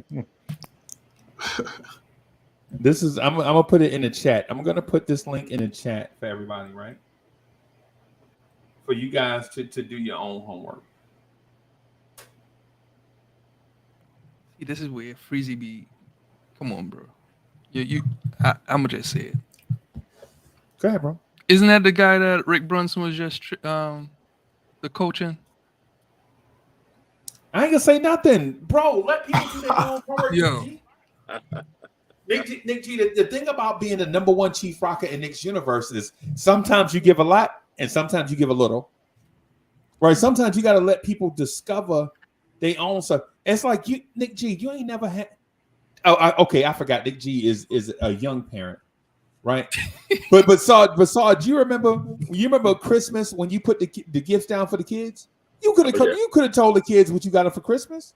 You had it for a month. You've been hiding it for a month. You could have easily told them. But the kids discovering it on their own is what makes it dope. And I'm not calling the chat kids. I'm not the chat. Trust me, I'm not calling y'all kids. I'm not, because I respect y'all and I love y'all. Right? I'm not disrespecting nobody. You know what I'm saying? But what I'm saying is sometimes it's fun to let people find out these things on their own. That's all I'm saying, Nick G. That's it, baby. I ain't doing. But Nick G is so smart. Like Nick G know all this stuff beforehand. He can read me like a book. I just got to cross my head. Like how come Nick's Boulevard give me sometimes. Like I'll be trying to get to a point, and Nick's will be like, "Okay, Uncle Freezy, it's Emmanuel quickly. Okay, all right." You know what I'm saying? So yeah, man. So you notice. So think about what I said about the Seattle Sonics. So think about your Vincent Askew. Think about your Detlef Schrempf. Think about your Sean Kemp. Think about your Irvin Johnson. Think about your Sam Perkins, right? Think about your Nate McMillan and the player comps on this roster, right? And then think about Gary Payton. Is Gary Payton on this roster? Is the glove on this roster? No. Right? But then look at who Tankathon had us mocked to. And then read that article about the kid that they have us mocked to and draw your own conclusion. That's all I'm saying. All right. That's all I'm saying, Nick G. I ain't trying to hit a lick of the snake, bro. What I'm saying is sometimes destiny fulfilled is a wonderful thing to experience when you see it all come together. Like when Golden State subbed out, when Golden State said, "Hey, David Lee, we're not starting you anymore with the Splash Brothers. We're gonna start this second round pick named Draymond Green." Right? And Golden State went on a run they could not be stopped. Right? And sure, David Lee's feelings was hurt. But guess what they called David Lee at the end of that season? Knicks Boulevard. Guess what they called David Lee at the end of the season? What they call? You think they called him bench warmer? You know what they called him? They called him champ. Hey, champ. Yeah, sacrifice. Yeah. Yes, that's what I'm saying. David Parker's in the building. What's good? What's good? Yeah, man. Yeah, man. So what I'm saying is there's a writing on the wall if you care to look at it. There's a writing on the wall if you care to look at it. And if you care not to, that's fine, right? It's cool bashing the Knicks. It's cool criticizing Leon Rose. It's cool saying blaming Julius Randle for everything. There was an earthquake in South Carolina yesterday. It was all Julius Randle's fault. You know what I'm saying? It was all Julius Randle's fault, bro. You know what I'm saying? These kids down the street, they was trying to shoot firecrackers and the lighter wouldn't work. It was all Julius Randle's fault. People want to blame Randle for everything, bro. Everything, except for the things that are not. Y'all get it. Hey, y'all, I gotta wrap up and get out of here so I can do vibes and stuff at 7:30. So I gotta take a short nap, jump back up, do vibes and stuff, go to work.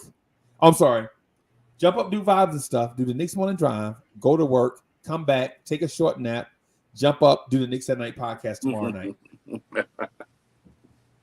Yeah, man. Hard work, man. Yeah. Easy peasy. Yeah, man. Hey, so listen, man. Thank you, everybody. Thank you, everybody, for coming through. I appreciate y'all. Uncle Alchemy, if you're still watching, thank you for coming on the show. Nick G, we got to have you more often, bro. What's going on? Hey, man. Just working and kids, man. Working kids. Yeah, I know, man.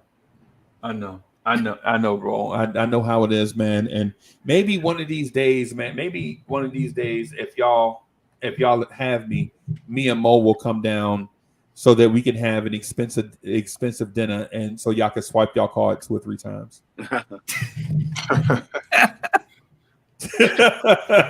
Yeah, we need an adult day. Definitely need an adult day, man. All right. Well, we're gonna get out of here, man. I'll see y'all at vibes and stuff later on. Hey, Knicks Boulevard, you got to come back more often, bro. Can you do these nights? Hang out with us? Yeah, I could pull up for sure. Yeah, nice. Sarge, can y'all come hang out with your boy at nighttime? Absolutely. Kill it, of course. Yeah. Okay. I'm still gonna want to just plan to see Deuce McBride. That's all I want to say. Hey, man. Okay. I'm gonna say. I think he's a factor.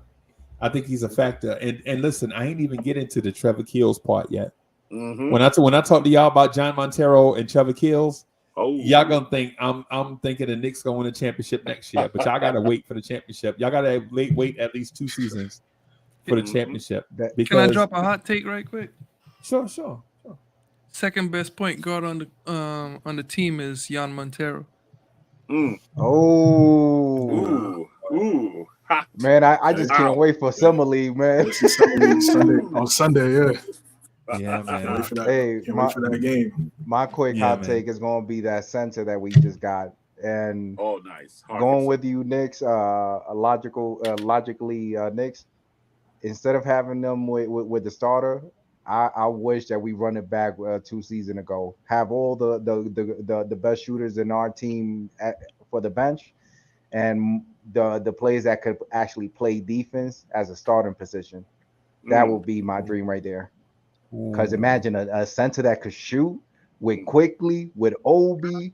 Oh man, I could already see it happen. And Fournier. I could see that, but at the same time, the one thing about Isaiah Hartenstein, I'll just put this out there. Isaiah Hartenstein makes both Mitch. He could replace Mitch or Randle. No, not defensive wise. Oh yes, he could. Is that a hot take, bro? Okay, well, fire up the burners then, because I'm telling you, he is that good defensively, especially on the perimeter. Okay. On the perimeter, he's pretty good on the perimeter. I ain't gonna lie. Very good. But then also too, like just honest, just putting it out there. The fact that he could pass, it reminds me of Joakim Noah. Yeah, off the high block. Oh boy, I'm just saying, I'm talking prime Joakim, but I'm just saying.